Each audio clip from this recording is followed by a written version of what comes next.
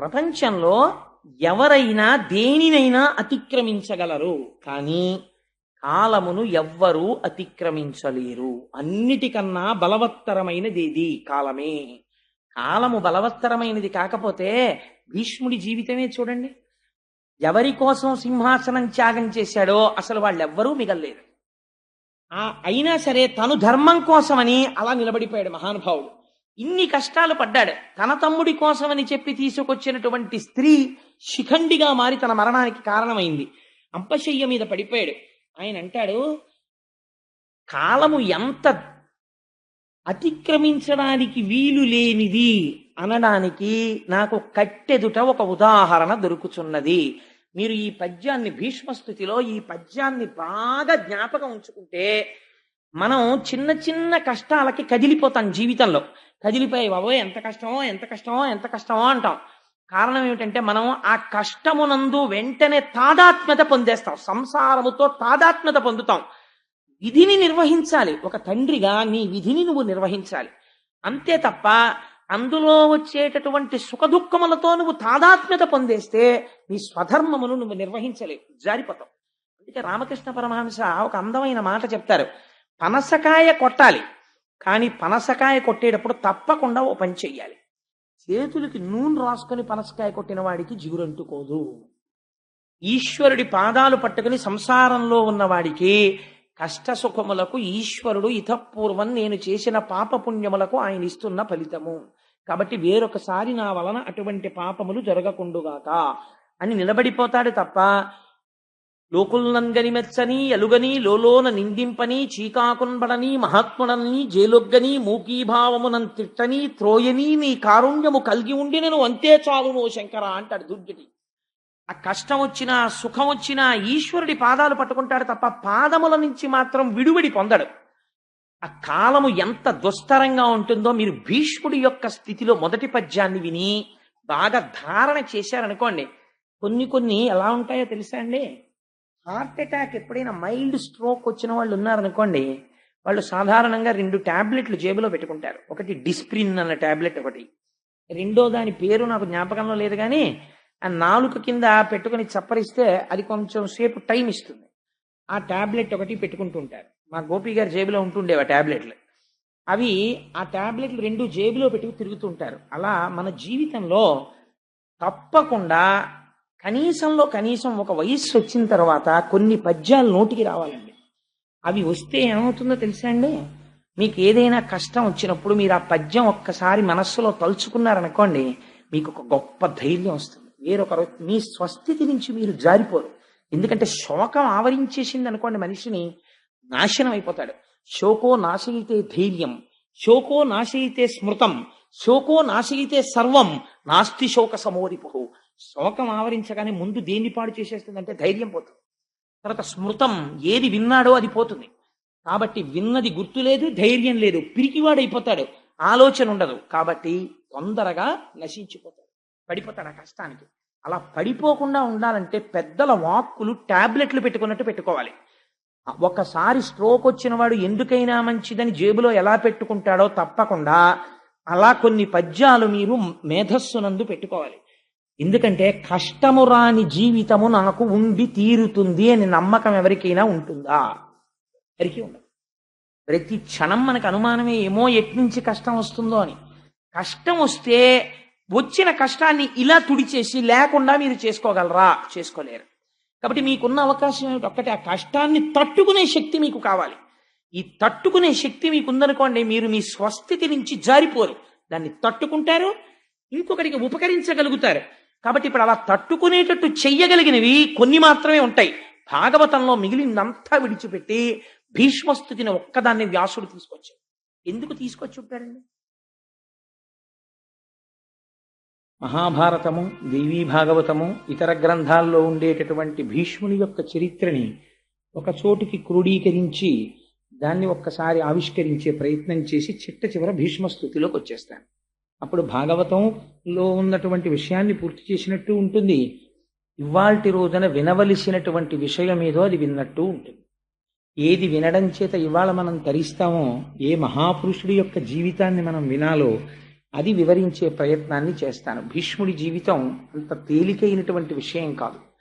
ఆయన్ని అర్థం చేసుకోవడం ఎంత తేలిగ్గా కనపడుతుందో అంత కష్టమైన విషయం. ఎందుకంటే మధ్యలో మిమ్మల్ని నేను ఒక ప్రశ్న వేస్తాను, అప్పుడు మీరు ఆలోచన చేద్దురు కానీ అలా ఎందుకు జరిగింది అన్నది ఒకసారి మీరు ఆలోచన చేసే ప్రయత్నం చేద్దురు కానీ. ధర్మం అంటే ఎంత కష్టంగా ఉంటుందో, కాలం అంటే ఎలా ఉంటుందో మీరు గమనిద్దురు కానీ. భీష్ముడి జీవితంలో ఒకానొకప్పుడు బ్రహ్మగారు ఒక పెద్ద సభను ఒకదాన్ని తీర్చారు. అందులో ఋషులు, ప్రజాపతులు మొదలైనటువంటి వారందరూ ఇచ్చేశారు. ఇచ్చేసి ఆ సభ యందు కూర్చుని వారు చర్చ చేస్తున్నారు. దేని గురించి చర్చ చేస్తున్నారు అంటే, ఈ లోకములో కళ్యాణము జరిగేటట్టు చూడడం ఎలాగా, భగవంతుని యందు భక్తి కలిగేటట్టుగా ప్రవర్తించడం ఎలాగా. కాబట్టి మనం ఈశ్వరుడి యొక్క గుణములను ఆవిష్కరించి ప్రజలలో భక్తి పెంపొందితే ఆ భక్తి వలన వారికి కావలసినటువంటి సమస్త కామములు చేకూరుతాయి. పైగా వారు నడవవలసినటువంటి పదంలో నడిచినటువంటి వారు అవుతారు. అందుచేత వీళ్ళందరికీ కూడా మనం ఏ విధంగా కళ్యాణమును సాధించి పెట్టాలి అని సభ జరుగుతోంది. ఆ సభ జరుగుతున్నటువంటి సమయంలో ఒక విచిత్రమైనటువంటి సంఘటన జరిగింది. ఆ సభలోకి గంగాదేవి ప్రవేశించింది. గంగమ్మ పరమ పవిత్రురాలు, హిమవంతుని యొక్క పెద్ద కూతురు గంగమ్మ. అందుకని ఆవిడ గంగాదేవి సభలో ప్రవేశించింది. సహజంగా ఆవిడ చాలా సౌందర్య రాశి, పార్వతీదేవికి తోబుట్టు కనుక విశేషమైనటువంటి అందగత్తె. ఆ తల్లి లోపల ప్రవేశించినటువంటి రీతిలో మహాసౌందర్య రాశి అయినటువంటి గంగ అక్కడ ఉండగా చతుర్ముఖ బ్రహ్మగారి సభలో వాయువు వీచింది. ఒక పెద్ద గాలి వచ్చి గంగాదేవి యొక్క పవిట తొలగింది. తొలగితే అయితే దీని వెనకాతల ఉండేటటువంటి ఆదిశక్తి, పరాశక్తి కారణమై ఉంటుంది. ఆవిడ ఏదో చాలా దూరం ఆలోచించి పనులు చేస్తుంది. అది అనుకోకుండా జరిగినటువంటి సంఘటనలు కావు. వాటి వెనక అమ్మవారి ప్రణాళిక ఏదో ఉంటుంది. ఆ గంగమ్మ పమిట తొలగితే బ్రహ్మగారి సభలో ఉన్నాం మనం. ఎంత గౌరవం పాటించారో చూడండి. ఉన్నటువంటి వాడు చతుర్ముఖ బ్రహ్మగారు సభలో ఉన్నారు, వారి ఆధ్యక్షంలో జరుగుతోంది. పైగా మనందరం ఆ సభకి విచ్చేసినటువంటి సదస్యులం. ఇలాంటి చోట మనం గౌరవంతో ప్రవర్తించాలని అందరూ తలలు వంచుకుని కూర్చున్నారు. కానీ అందులో కూర్చున్నటువంటి ఒక రాజర్షి మాత్రం తదేక దృష్టితో గంగమ్మ వంక చూస్తున్నాడు. ఆశ్చర్యకరంగా గంగమ్మ కూడా రాజర్షి వంక తదేక దృష్టితో చూస్తాం. వారిద్దరి యందు కామము అతిశయించింది. మనం చతుర్ముఖ బ్రహ్మగారి సభలో ఉన్నామన్న విషయాన్ని మరిచిపోయారు. ఇది అంత తేలిగ్గా హాస్యాస్పదంగా జరిగే సందర్భం కాదు. దీని వెనకాతల ఏదో ఒక పెద్ద ప్రణాళికా నిర్మాణం జరిగింది అని మీరు అర్థం చేసుకోవాలి. ఈ సంకల్పములు మనకు అర్థమయ్యేవి కావు, కథ నడిస్తే మనకు అర్థం అవుతుంది. అప్పుడు బ్రహ్మగారికి ఆశ్చర్యం వేసింది. బ్రహ్మగారి సభలోకి వచ్చి గంగమ్మ ఇలా ప్రవర్తించడం ఏమిటి, రాజర్షి అలా ప్రవర్తించడం ఏమిటి, కాబట్టి మిమ్మల్ని శపిస్తున్నాను. ఇలా సమయాసమయములు లేకుండా కామప్రచోదనం కలిగి ప్రవర్తించావు కనుక నువ్వు మర్త్యలోకమైనటువంటి భూలోకమునందు జన్మించరవుగాక అని ఆ రాజర్షిని శపించారు. గంగమ్మని నీవు కూడా భూలోకమునందు ఆ రాజర్షికి భార్యవై కొంతకాలము చెరించదవుగాక అని, తదనంతరం శరీరం విడిచిపెట్టిన తరువాత నువ్వు మళ్ళీ స్వర్గలోకానికి వస్తావు అని శాప విమోచనం చెప్పారు. ఆ కారణం చేత రాజర్షి నేను ఎవరి కడుపున జన్మించాలి అని చూస్తున్నాడు. చూస్తుండగా ఆయనకి భరతవర్షంలో ప్రతీపుడు అనబడేటటువంటి ఒక మహారాజు, గొప్ప చక్రవర్తి, ఆయన భరతవంశంలో జన్మించాడు. మహాధర్మమూర్తి, బిడ్డలు లేరు. ఆ ప్రతీపుణ్ణి చూసి ఆయనకి కుమారుడిగా జన్మించాలి అని నిర్ణయం తీసుకున్నాడు. ఆయనకి కుమారుడిగా జన్మిద్దామని నిర్ణయం తీసుకుని ఆయన మర్త్యలోకంలో ప్రవేశించేటటువంటి సమయంలో గంగమ్మ బ్రహ్మలోకం నుంచి దిగి కిందకొస్తాను. అరే నేను ఎంత పొరపాటు పని చేశాను, నేనైనా ఆ సమయంలో కొంచెం పమిట సర్దుకుని సరిగ్గా ప్రవర్తించి ఉంటే పాపం ఆ రాజర్షికి అన్ని ఇబ్బందులు వచ్చి ఉండేవి కావు. నేను ఎంత పొరపాటుగా ప్రవర్తించాను. నేను చేసినటువంటి పొరపాటు పని సరిదిద్దుకోవాలంటే బ్రహ్మగారిచ్చినటువంటి శాపము వలన మత్స్యలోకములో జన్మించి ఆ రాజర్షి ఎవరిగా జన్మిస్తున్నాడో ఆయన భార్యగా కొంతకాలము ఉండాలి అనుకుందావిడ. ఈ సంకల్పము కలిగి వస్తున్నప్పుడు అష్టవసువులు ఆవిడికి రోదన చేస్తూ కనపడ్డారు, ఏడుస్తూ బాధపడుతూ కనపడ్డారు. ఆవిడ ఆశ్చర్యపోయింది. అష్టవసువుల్ని అడిగింది, మీరు ఎందుకు ఏడుస్తున్నారు, ఎందుకంత బాధగా ఉన్నారని అడిగింది. అయితే వాళ్ళు ఒక చిత్రమైనటువంటి విషయాన్ని ప్రతిపాదన చేశారు. మేము అష్టవసువులం, భార్యలతో కలిసి ఆకాశ మార్గంలో వెళ్ళిపోతున్నాం. వెళ్ళిపోతుంటే వశిష్ఠ మహర్షి ఆశ్రమం మీదుగా మేము ప్రయాణం చేస్తున్నాం. ప్రయాణం చేస్తున్నటువంటి సమయంలో మాకు వశిష్ఠ మహర్షి యొక్క ఆశ్రమం కనపడింది. అందులో ధేనువు ఉంది, కామధేనువు నందిని. దానిని చూసి అందులో ద్యు అనబడేటటువంటి ఒక వస్తువుని ఆయన భార్య అడిగింది. అంత మెరిసిపోతోంది, ఏదో తెల్లటి పర్వతాకారంలో ఉంది, అంత ప్రకాశవంతంగా ఉంది, అంత తేజస్సుతో ఉంది, అది మామూలు అవే అని అడిగింది. ఆయన అన్నాడు, కాదు కాదు, దాన్ని కామధేను అంటారు, దాని పాలు తాగితే ఎటువంటి కోరికైనా తీరుతుంది అన్నారు. అంటే ఆ ద్యు అనబడేటటువంటి వసువు యొక్క భార్య ఆవిడంది, నాకు ఒక స్నేహితురాలు ఉంది, ఆవిడ పేరు ఉసీనరా. ఆ ఉసీనరా అనబడేటటువంటి స్నేహితురాలు కొంచెం రోగగ్రస్త అయి వృద్ధాప్యాన్ని పొందింది. ఆవిడికి మళ్ళీ యవ్వనం వస్తే మాతో పాటు సంతోషంగా గడుపుతుంది. అందుకని మనం ఈ కామధేనువుని అపహరిద్దాం. ఎలాగో లేడు కదా వశిష్ఠుడు ఆశ్రమంలో, అపహరించి తీసుకుని వెళ్ళి ఈ కామధేనువు యొక్క పాలు ఉసీనరాకి పట్టిద్దామని. భార్య మాట కాదనలేక మిగిలినటువంటి వసువులతో కలిసి ద్యు ఆ కామధేనువుని అపహరించాడు. అపహరించి తీసుకుని వెళ్ళిపోయాడు. వశిష్ఠ మహర్షి మరునాడు పూజ కోసమని, సాయంకాలం అగ్నికార్యం కోసమని దర్భలు మొదలైనవి సేకరించడానికని వెళ్ళారు. వారు తిరిగి వచ్చి ఆశ్రమంలో చూశారు, నందినీ ధేనువు కనపడలేదు. అంతటా వెతికారు. వెతికి ఒక్కసారి తపోనిష్టలో కూర్చుని ఆచమనం చేసి దివ్య దృష్టితో చూశారు. అష్టవసువులు అపహరించడం తెలిసింది. తెలిసి వెంటనే శపించారు. బ్రహ్మర్షి లేని సమయం చూసి నందినీ ధేనువుని అపహరించారు కనుక మీరు భూలోకమునందు జన్మించెదరుగాక అని. ఈ అష్టవసువులకి వార్త తెలిసి పరుగు పరుగున వచ్చి వశిష్ఠ మహర్షి యొక్క పాదాల మీద పడ్డారు. మహాప్రభో, మీరు మాకు దారుణమైన శాపాన్ని అనుగ్రహించారు. ఇప్పుడు మేము భూలోకంలో జన్మిస్తే చాలా ఇబ్బందులకి గురైపోతాం. మీరు మా యందు అనుగ్రహించి మాకు శాపానుగ్రహాన్ని తగ్గించేటటువంటి ప్రయత్నం చెయ్యండి అన్నారు. అంటే ఆయన అన్నారు, మీరు 80 వసువులు, 80గురులో 7 యందు పాపము యొక్క తీవ్రత తక్కువగా ఉన్నది. మీరు కేవలం ద్యువుకి సహకరించారు, కానీ అసలు అపహరించడానికి ప్రధానమైన కారణము ద్యువు. అందుచేత మీరు 7 పుట్టినటువంటి వెంటనే మరణిస్తారు. కాబట్టి నరుడిగా జన్మిస్తారు, కానీ జన్మించినటువంటి కొద్ది గంటలలో శరీరాన్ని వదిలిపెట్టేస్తారు. వదిలిపెట్టేసి మళ్ళీ వసువులైపోతారు. కానీ ప్రధాన పాత్ర పోషించినటువంటి ద్యువు మాత్రం పరాక్రమవంతుడై కని విని ఎరగనటువంటి చరిత్ర సృష్టించి భూలోకమునందు కొంతకాలం ఉండి తరువాత తిరిగి బ్రహ్మైక్యమును పొందుతాడు. అందుకని ద్యువు మాత్రం కొంతకాలము లోకమునందు ఉండవలసినదే అని ఆయన శాప విమోచనాన్ని కటాక్షించారు. కటాక్షిస్తే ఆ 80 ఇప్పుడు భూలోకంలో జన్మించాలి. అందుకని వాళ్ళు బాధపడుతూ వస్తున్నారు. గంగమ్మని చూసి అడిగారు, అమ్మా నువ్వెందుకు ఎడుతున్నావు భూలోకానికి అన్నారు. ఇదిగో జరిగినటువంటి విషయం ఇలా ఉంది, అందుచేత నేను ఆ రాజర్షి ఎక్కడ జన్మిస్తాడో అక్కడ ఆయనకి భార్యని కావాలని వెడుతున్నాను. అయితే అమ్మ మాకు ఒక ఉపకారం చేసి పెట్టు, నువ్వు ఎలాగో వెడుతున్నావు కనుక నీ కడుపున మేము 80 పుడతాం. పుట్టినప్పుడు నువ్వు మమ్మల్ని జ్ఞాపకం పెట్టుకుని శాప విమోచనం కోసం భూలోకంలో ఏ తల్లి కూడా పుట్టినటువంటి బిడ్డల్ని కొద్ది గంటలలోనే తీసుకెళ్లి చంపదు. ఏ తల్లి కొద్ది గంటలలో చంపదంటే నా ఉద్దేశం కొన్ని రోజులు పోయాక చంపుతుందని కాదు, ఎప్పటికీ అలా ప్రవర్తించదు. అన్న తల్లికి ఉండేటటువంటి మమకారం అటువంటిది. అందుకని మాకు శాప విమోచనం ఎలా కలుగుతుంది? అందుకని మేము నీకు బిడ్డలుగా జన్మిస్తాం. నువ్వు మాయందు అనుగ్రహించి పుట్టినటువంటి వెంటనే మమ్మల్ని మళ్ళీ తిరిగి మేము వసువుల యొక్క స్థానాన్ని అలంకరించడానికి వీలుగా ఆ శరీరం విడిచిపెట్టేటట్టుగా మమ్మల్ని కటాక్షించు అన్నారు. తప్పకుండా అలా చేస్తాను అంది. కాబట్టి వసువులు ఎదురు చూస్తున్నారు, గంగమ్మ ఎవరిని వివాహం చేసుకుంటుంది, ఆవిడ కడుపులోకి వద్దామని. ఇది జరిగితే గంగా తీరమునందు ప్రతీపుడనబడేటటువంటి భరతవంశంలో జన్మించిన చక్రవర్తి పుత్రార్థి అయి తపిస్తున్నాడే. ఆయనకి సామ్రాజ్యం ఉంది, సత్యం ఉంది, ధర్మం ఉంది, అన్నీ ఉన్నాయి, అన్ని భోగాలు ఉన్నాయి, కానీ సంతానం లేదు. ఈశ్వరానుగ్రహాన్ని అపేక్షించి ఆయన గంగా తీరంలో కూర్చుని తపస్సు చేసుకుంటున్నాడు. గంగమ్మ చూసింది. ఈ ప్రతీపుణ్ణి చూసి ఆయనే తాను ఇతపూర్వం బ్రహ్మసభలో చూసినటువంటి వ్యక్తి ఈయనే ఈ జన్మ తీసుకున్నాడు అనుకుని ఈయన్ని వివాహం చేసుకోవాలని ఆయన తపస్సులో కళ్ళు మూసుకొని ఇంద్రియాల్ని వెనక్కి తీసుకుని తపస్సు చేసుకుంటూ కూర్చున్నాడు.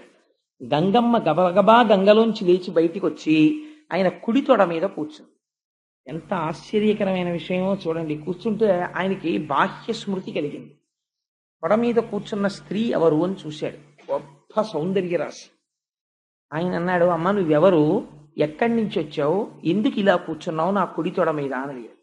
అయితే ఆవిడంది, నన్ను గంగా అంటారు, నేను గంగా నదికి అధిష్టాన దేవతను, నేను నీకు భార్యని కావాలి అని వచ్చాను, అందుకని నీ ఒళ్ళో కూర్చున్నాను. ఆయన అన్నాడు, నీవు నా భార్యవి కావాలి అని అనుకున్నావు. క్షత్రియులు, విశేషించి రాజులు దక్షిణ నాయకులు అంటారు. దక్షిణ నాయకులు అంటే ఒకరికన్నా ఎక్కువ మంది భార్యలు ఉంటారు. విజయనగర సామ్రాజ్య పతనం సమయానికి వచ్చేటప్పటికి రామరాయల వారికి ఎంత దక్షిణ నాయకుడు అంటే, రామరాయల వారి పోలికలున్న బిడ్డలు చాలా ఊళ్ళలో ఉండేవారు. అంత దక్షిణ నాయకులై ఉంటారు. అలా దక్షిణ నాయకుడై ఉంటాడు కాబట్టి ఆయన ఒళ్ళో కూర్చుంది ఆవిడ. నేను ఏవి అనవసరపు విషయాలు చెప్పనండి. మీరు కావాలంటే విజయనగర పతనం అన్న పుస్తకం చదవండి, ఎంత ఆశ్చర్యకరంగా ఉంటుందో. తల్లికోట యుద్ధం అది రామరాయల వారిది. అందుచేత ఆవిడ వచ్చి కుడితోడ మీద కూర్చుంటే ఆయన అన్నాడు, నువ్వు నన్ను భర్తగా పొందాలని వచ్చావు, కానీ ఒక పొరపాటు చేశావు. స్థితాదక్షిణ ఊరుమ్మే సమాశ్లిష్య చ భామిని అపత్యానాం స్నుషానాంచ స్థానం విద్ధి శుచిస్మితే అన్నాడు. ఓ శుద్ధమైన నవ్వు కలదానా, గొప్ప సౌందర్య రాశి, నీకు నన్ను భర్తగా పొందాలని కోరిక ఉండడం తప్పు కాదు, కానీ నువ్వు వచ్చి ఎక్కడ కూర్చున్నావు, కుడితొడ మీద కూర్చున్నావు. కుడితొడ మీద కూర్చునేటటువంటి అధికారము ఒక్క కూతురుకి కోడలికి, వాళ్ళిద్దరికీ ఉంది. కూతురు కోడలు తప్ప పురుషుడి యొక్క తొడ మీద భార్య కూర్చోకూడదు. ఎప్పుడైనా భార్య కూర్చోవలసి వస్తే భర్త తొడ మీద, ఎడమ తొడ మీద కూర్చోవాలి. అసలు అలా ఎందుకు కూర్చోబెట్టుకుంటారండి? అలా ఎప్పుడు ఎవరు కూర్చోరు కదా, ఏదో కుర్చీల్లో కూర్చుంటారు. కానీ అలా ఒళ్ళో కూర్చోవడం, తొడల మీద కూర్చోబెట్టుకోవడం ఎల్లరంతా ఎక్కడ ఉంటుందండి బాబు అని మీరు అనుకోవచ్చు. ఉంటుంది. ఎక్కడుందో తెలుసా అండి? ప్రయాగలో వేణీదానం చేసేటప్పుడు ఉంది. జీవితంలో ఒక్కసారి చేస్తారు వేణీదానం, ఇంకొకసారి చేస్తామంటే ఒప్పుకోరు. సువాసినులు ఎన్ని జన్మలకి మళ్ళీ 5వ తనంతోనే ఉండి 5వ తనంతో వెళ్ళిపోవాలనుకున్న వాళ్ళు భర్త యొక్క ఎడమ తొడ మీద కూర్చుని వేణీదానం చేస్తారు. చాలా గమ్మత్తుగా ఉంటుంది, చాలా సంతోషంగా సరదాగా ఉంటుంది అది చూడడానికి. సరే, అందుచేత మేము ప్రయాగ వెళ్ళినప్పుడు చాలా మంది చేశారు, మీరు చేశారు కదమ్మా, అందుకని ఆ వేణీదానం చేసినప్పుడు చాలా సరదాగా సంతోషంగా ఉంటుంది ఆ క్రియ. చేత ఎడమ తొడ మీద కూర్చుంటారు భర్తకి భార్య. అందుకని నువ్వు వచ్చి నా కుడి తొడ మీద కూర్చున్నావు కాబట్టి ఇప్పుడు నువ్వెవరు, నా కోడలితోనన్నా సమానం, కూతురితోనన్నా సమానం. నిన్ను నా కూతురితో సమానం అనడానికి వీల్లేదు. ఎందుచేత వీల్లేదంటే, నువ్వు నన్ను భర్తగా పొందాలని అనుకున్నావు కాబట్టి నీకు ఆ భావన నా యందు ఉన్నప్పుడు నిన్ను నేను కూతురని అనకూడదు. కాబట్టి నాతో సమానుడైన వాడెవరు, నా కొడుకు. ఆత్మావై పుత్రనామాసి, నా తేజస్సు నా కుమారుని యందు ఉంటుంది. అందుకని నీవు నన్ను భర్తగా పొందాలనుకున్నావు కాబట్టి నా కుమారుడికి భార్య అవుదువనివి. అప్పుడు నువ్వు కూర్చోవడం ధర్మబద్ధమైపోతుంది. నువ్వు నా కోడలు అవుదువనివి, నాకు కుమారుడు జన్మిస్తే ఆ కుమారుడికి నువ్వు భార్య వగుదువుగాక, నీకు వరం ఇస్తున్నాను అన్నాడు. ఇప్పుడు చూశాడు ఆ పైనుంచి వచ్చినటువంటి రాజర్షి చూసి, గోభిషుడు అని ఆయన, ఇప్పుడు నాకు అవకాశం దొరికింది, గంగమ్మని భార్యగా పొందాలి కాబట్టి నేను ఈ ప్రతీప మహారాజు యొక్క కుమారుడిగా జన్మిస్తాను అని ఆయన తేజస్సులోకి ప్రవేశించి శంతన మహారాజు అన్న పేరుతో జన్మించాడు. ఈ శంతన మహారాజు పెరిగి పెద్దవాడై యవ్వనానికి వచ్చిన తర్వాత పట్టాభిషేకం చేసి ప్రతీపుడి పిలిచి ఒక మాట చెప్పాడు. నేను ఒకనకొకప్పుడు గంగా తీరంలో తపస్సు చేస్తుండగా నాకు ఒక స్త్రీ కనపడింది. ఆమె నా కుడితొడ మీద కూర్చుని నన్ను భర్తగా పొందాలని అడిగింది. నిన్ను నా కోడల్ని చేసుకుంటానని మాట ఇచ్చాను. అందుకని నీకు గంగా తీరంలో మెరుపు తీగ వంటి ఒక కన్య కనపడుతుంది, నువ్వు ఆ కన్యని భార్యగా స్వీకరించు అని ఆయన తపోభూములకు వెళ్ళిపోయాడు. ఒకనాడు శంతన మహారాజు గారికి వేట అంటే చాలా ఇష్టం. శంతన మహారాజు గారు వేటాడడానికి వెళ్ళాడు. వెళ్ళి తిరిగి వస్తూ విశ్రాంతి కోసమని గంగా తీరంలో కూర్చున్నాడు. అక్కడ కనపడింది గంగమ్మ. కనపడితే ఆయన తండ్రి గారు చెప్పినటువంటి స్త్రీ ఈమెయే అని నమ్మి ఆవిడ్ని వివాహం చేసుకోవడానికని ప్రయత్నించి ఆవిడతో మాట కలిపాడు. కలిపితే ఆవిడ వసువులకి మాట ఇచ్చి ఉన్నది, బిడ్డలు పుట్టినప్పుడు వెంటనే వాళ్ళు శరీరం వదిలిపెట్టేటట్టు చూస్తానని. ఇప్పుడు రేపు దానికి భర్త అడ్డుగా నిలబడితే వాళ్ళకి తాను ఇచ్చిన మాట నిలబెట్టుకోవడం కుదరదు. అందుకని ఆవిడంది, నేను నీకు భార్యనవుతాను, కానీ నాదొక షరతు ఉంది. ఏమి నీ షరతు అన్నాడు. యచ్చకుర్యామహంకార్యం శుభం వా ఇదివా శుభం, నేను ఏ పని చేసినా అది శుభం కావచ్చు అశుభం కావచ్చు, నేను ఏది మాట్లాడినా కూడా నవక్తవ్యం తథా ప్రియం, నువ్వు దానికి ఎదురు చెప్పకూడదు. నేను ఏ పని చేసినా నువ్వు అంగీకరించాలి. నువ్వు ఏనాడు నాకు ఎదురు చెప్తావో ఆనాడు నేను నిన్ను విడిచిపెట్టి వెళ్ళిపోతాను. అలాగైతే నేను నిన్ను వివాహం చేసుకుంటాను. మనిషి జీవితం చాలా విచిత్రంగా ఉంటుందండి. వివాహం చేసుకునేటప్పుడు చాలా అందంగా ఉండడం అనేటటువంటిది చాలా ప్రధానమైన విషయమై కూర్చుంటుంది. కొన్నాళ్ళు పోయిన తర్వాత ఈ బాహ్యమైనటువంటి సౌందర్యం కన్నా అంతఃసౌందర్యమును, మంచితనము, ఇల్లాలిగా ఉండేటటువంటి లక్షణాలు ఉండడమే చాలా గొప్ప. ఏ కొరుక్కు తింటానా, నా బుర్రకాయ ఎందుకు వచ్చింది ఈ అందం అనిపిస్తుంది కొన్నాళ్ళు పోయాక. నేను ఈ మాట ఎందుకన్నానంటే, మనకి ఈ కథలు అది నేర్పుతాయి. శంతన మహారాజు బాహ్య సౌందర్యాన్ని చూసి ప్రేమించాడు, వివాహం చేసుకున్నాడు. మొట్టమొదట కొడుకు కలిగాడు. కొడుకు పుట్టగానే ఇప్పుడు ఆయన యొక్క స్థితి మారింది, తండ్రి అయ్యాడు. కాబట్టి ఆయన ప్రేమ అంతా కొడుకు మీదకి వెళ్ళింది. బహు అందగాడు కొడుకు. అందున పెద్ద కొడుకు మొట్టమొదట పుట్టినవాడు. కొడుకులు లేక తన తండ్రి ఎంత బాధపడ్డాడో తెలుసు. కొడుకు పుట్టాడు. పుట్టగానే నిత్తుటితో ఉన్నటువంటి బిడ్డని 2 చేతుల్లో పట్టుకుని గంగమ్మ వెళ్ళి గంగలో వదిలిపెట్టేసింది. అంటే ఆవిడ ఇచ్చినటువంటి మాట అటువంటిది. 7 వసువులకి ఆవిడ మళ్ళీ స్వస్థితిని కల్పించాలి. అందుకని నీటిలో విడిచిపెట్టేసింది. ఊరుకున్నాడు. ఎందుకనంటే వరం ఇచ్చాడు ఆవిడికి. యచ్చకుర్యామహంకార్యం శుభం వా యదివా శుభం, ఏది చేసినా అడ్డు పెట్టకూడదు. అందుకని ఊరుకున్నాడు. అలా ఒకసారి కాదు, 2 మాటలు కాదు, 3 మాటలు కాదు, 4 మాటలు కాదు, 7 సార్లు అయిపోయింది. 7 కొడుకుల్ని తీసుకెళ్లి గంగలో కలిపేసింది. 8వ మాట మహాతేజోవంతమైనటువంటి కుమారుడు జన్మించాడు. 7 మాటలు లేని ప్రేమ 8వ మాట ఎందుకు భార్యను అడ్డు పెడతాడండి? అంటే గంగమ్మ ఇచ్చినటువంటి వరం అక్కడతో పూర్తయిపోయింది. 8వ మాట మళ్ళీ ఆ బిడ్డని తీసుకుని వెళ్ళిపోతోంది గంగ వైపు. వెళ్ళిపోతుంటే ఆయన అన్నాడు, ఛీ రాక్షసి, ఎవరైనా మాతృత్వాన్ని కోరుకుంటారు, నువ్వేమిటి ఎంతమంది కొడుకులు పుట్టినా తీసుకెళ్లి గంగలో పారేస్తుంటావు. ఇప్పుడు 8వ మాట చేస్తున్నావు ఈ పని, ఇంకా నేను సహించను, నువ్వు ఆ పని చెయ్యడానికి వీల్లేదు. గంగమ్మ నవ్వింది. నువ్వు నేను చేసిన పనికి ఎప్పుడు అడ్డు పెడతావో అప్పుడు నిన్ను విడిచిపెట్టి వెళ్ళిపోతానని నేను ముందే చెప్పాను. ఇవాళ నువ్వు అడ్డు పెట్టావు, అందుకని నేను వెళ్ళిపోతున్నాను. వెళ్ళిపోతే వెళ్ళిపో, నా కొడుకుని నాకు ఇచ్చాను. ఆవిడందా అది కుదరదు. నీ కొడుకు కాదు, నాకు కూడా కొడుకే. వీణ్ణి నేను తీసుకెళ్ళి, పిచ్చి మహారాజా నేనేదో చేయలేదు, 7 వసువులకి మళ్ళీ వాళ్ళ సహజ స్థితిని ఇచ్చాను. వీడు 8వ వాడు బతకాలి. వీణ్ణి నేను తీసుకెళ్ళి వశిష్ఠ మహర్షి దగ్గర, పరశురాముడి దగ్గర అస్త్ర విద్యనంతటినీ నేర్పి అపారమైనటువంటి ధనుర్విద్యా ప్రావీణ్యం వచ్చిన తరువాత తెచ్చి నీకు కొడుకుగా అప్పచెప్తాను. అప్పటి వరకు నా దగ్గర ఉంచుకుంటానని ఆ కొడుకుని తీసుకెళ్లి గంగలోకి వెళ్ళిపోయింది. వెళ్ళిపోయిన తర్వాత శంతన మహారాజు గారు ఒక్కడే ఉండేవాడు. రాజ్యం వెళ్తున్నాడు, వేటకెడుతున్నాడు, తిరుగుతున్నాడు, వస్తున్నాడు. అలా కొంతకాలం గడిచిపోయింది. అసలు గంగమ్మ చెప్పిన మాట మర్చిపోయాడు. ఒకానొక నాడు గంగా తీరంలో తిరుగుతున్నాడు. తిరుగుతుంటే మంచి యవ్వనంలో ఉన్నటువంటి వ్యక్తి అద్భుతంగా బాణప్రయోగం చేస్తున్నాడు. ఆ పిల్లవాడిని చూడగానే పితృప్రేమ పరవళ్ళు తొక్కింది. నా కొడుకు కూడా ఉంటే ఈ పాటికి ఇదే వయస్సులో ఉంటాడని, బాబు నువ్వెవరు ఏమిటి అని ఆరా తీశాడు. అప్పుడు గంగమ్మ వచ్చి, ఈయన దేవవ్రతుడు అని పేరు ఇచ్చాను ఈయనకి. ఈయన గాంగేయుడు, గంగాస్తుడు కనుక గాంగేయుడు.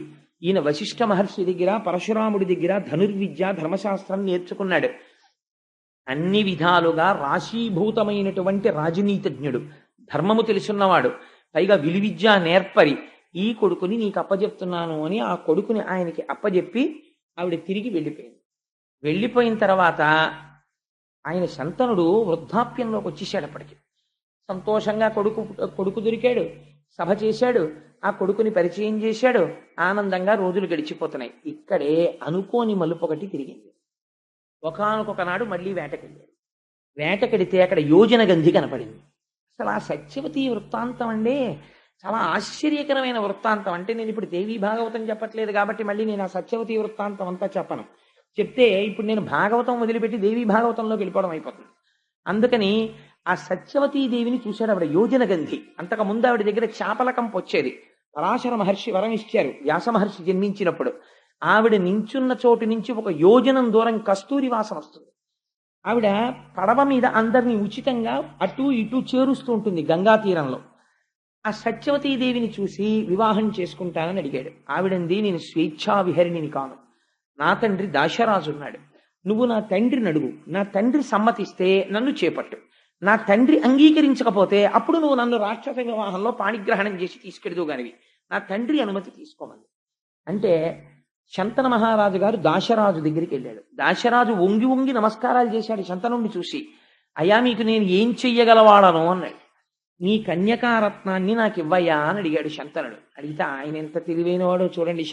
ఆయన అన్నాడు, దాశరాజు, నా కూతురు సత్యవతిని నీకిచ్చి వివాహం చేస్తాను, కానీ రేపొద్దున్న నా కూతురు కడుపు పండి కొడుకు పుడితే ఆ కొడుక్కి రాజ్యం ఇస్తావా అని అడిగాడు. అడిగితే ఆయనకి దేవవ్రతుడు ఒక్కసారి మనస్సులో మిగిలాడు. పెద్ద కొడుకు ఉన్నాడు, మహానుభావుడు, ధర్మజ్ఞుడు, గొప్ప విలువిద్యా విశారదుడు. అటువంటి కొడుక్కి రాజ్యం ఇవ్వకుండా ఇంత వృద్ధాప్యంలో ఈ సత్యవతీదేవి కోసం అని చెప్పి తను ఎలా విడిచిపెట్టేసుకుంటాడు కొడుకుని? మాట ఇవ్వలేక వెనక్కి తిరిగి వెళ్ళిపోయాడు. కానీ ఈవిడ మీద మనస్సు ఉండిపోయింది. సరిగ్గా నిద్ర పట్టట్లేదు, ఆహారం తీసుకోవట్లేదు, అస్థిమితంగా తిరుగుతున్నాడు. కుమారుడు వెళ్ళి అడిగాడు, నాన్నగారు ఏమైంది? చూచాయగా చెప్పాడు ఈ విషయాన్ని. మంత్రుల దగ్గర అడిగాడు మహానుభావుడు దేవవ్రతుడు. అడిగితే, మీ నాన్నగారికి ఈ వయస్సులో వివాహం మీదుగా మనసు మళ్ళింది, సత్యవతిని వివాహం చేసుకోవాలనుకుంటున్నాడు, కానీ దాశరాజు ఈ నియమం పెట్టాడు అన్నారు.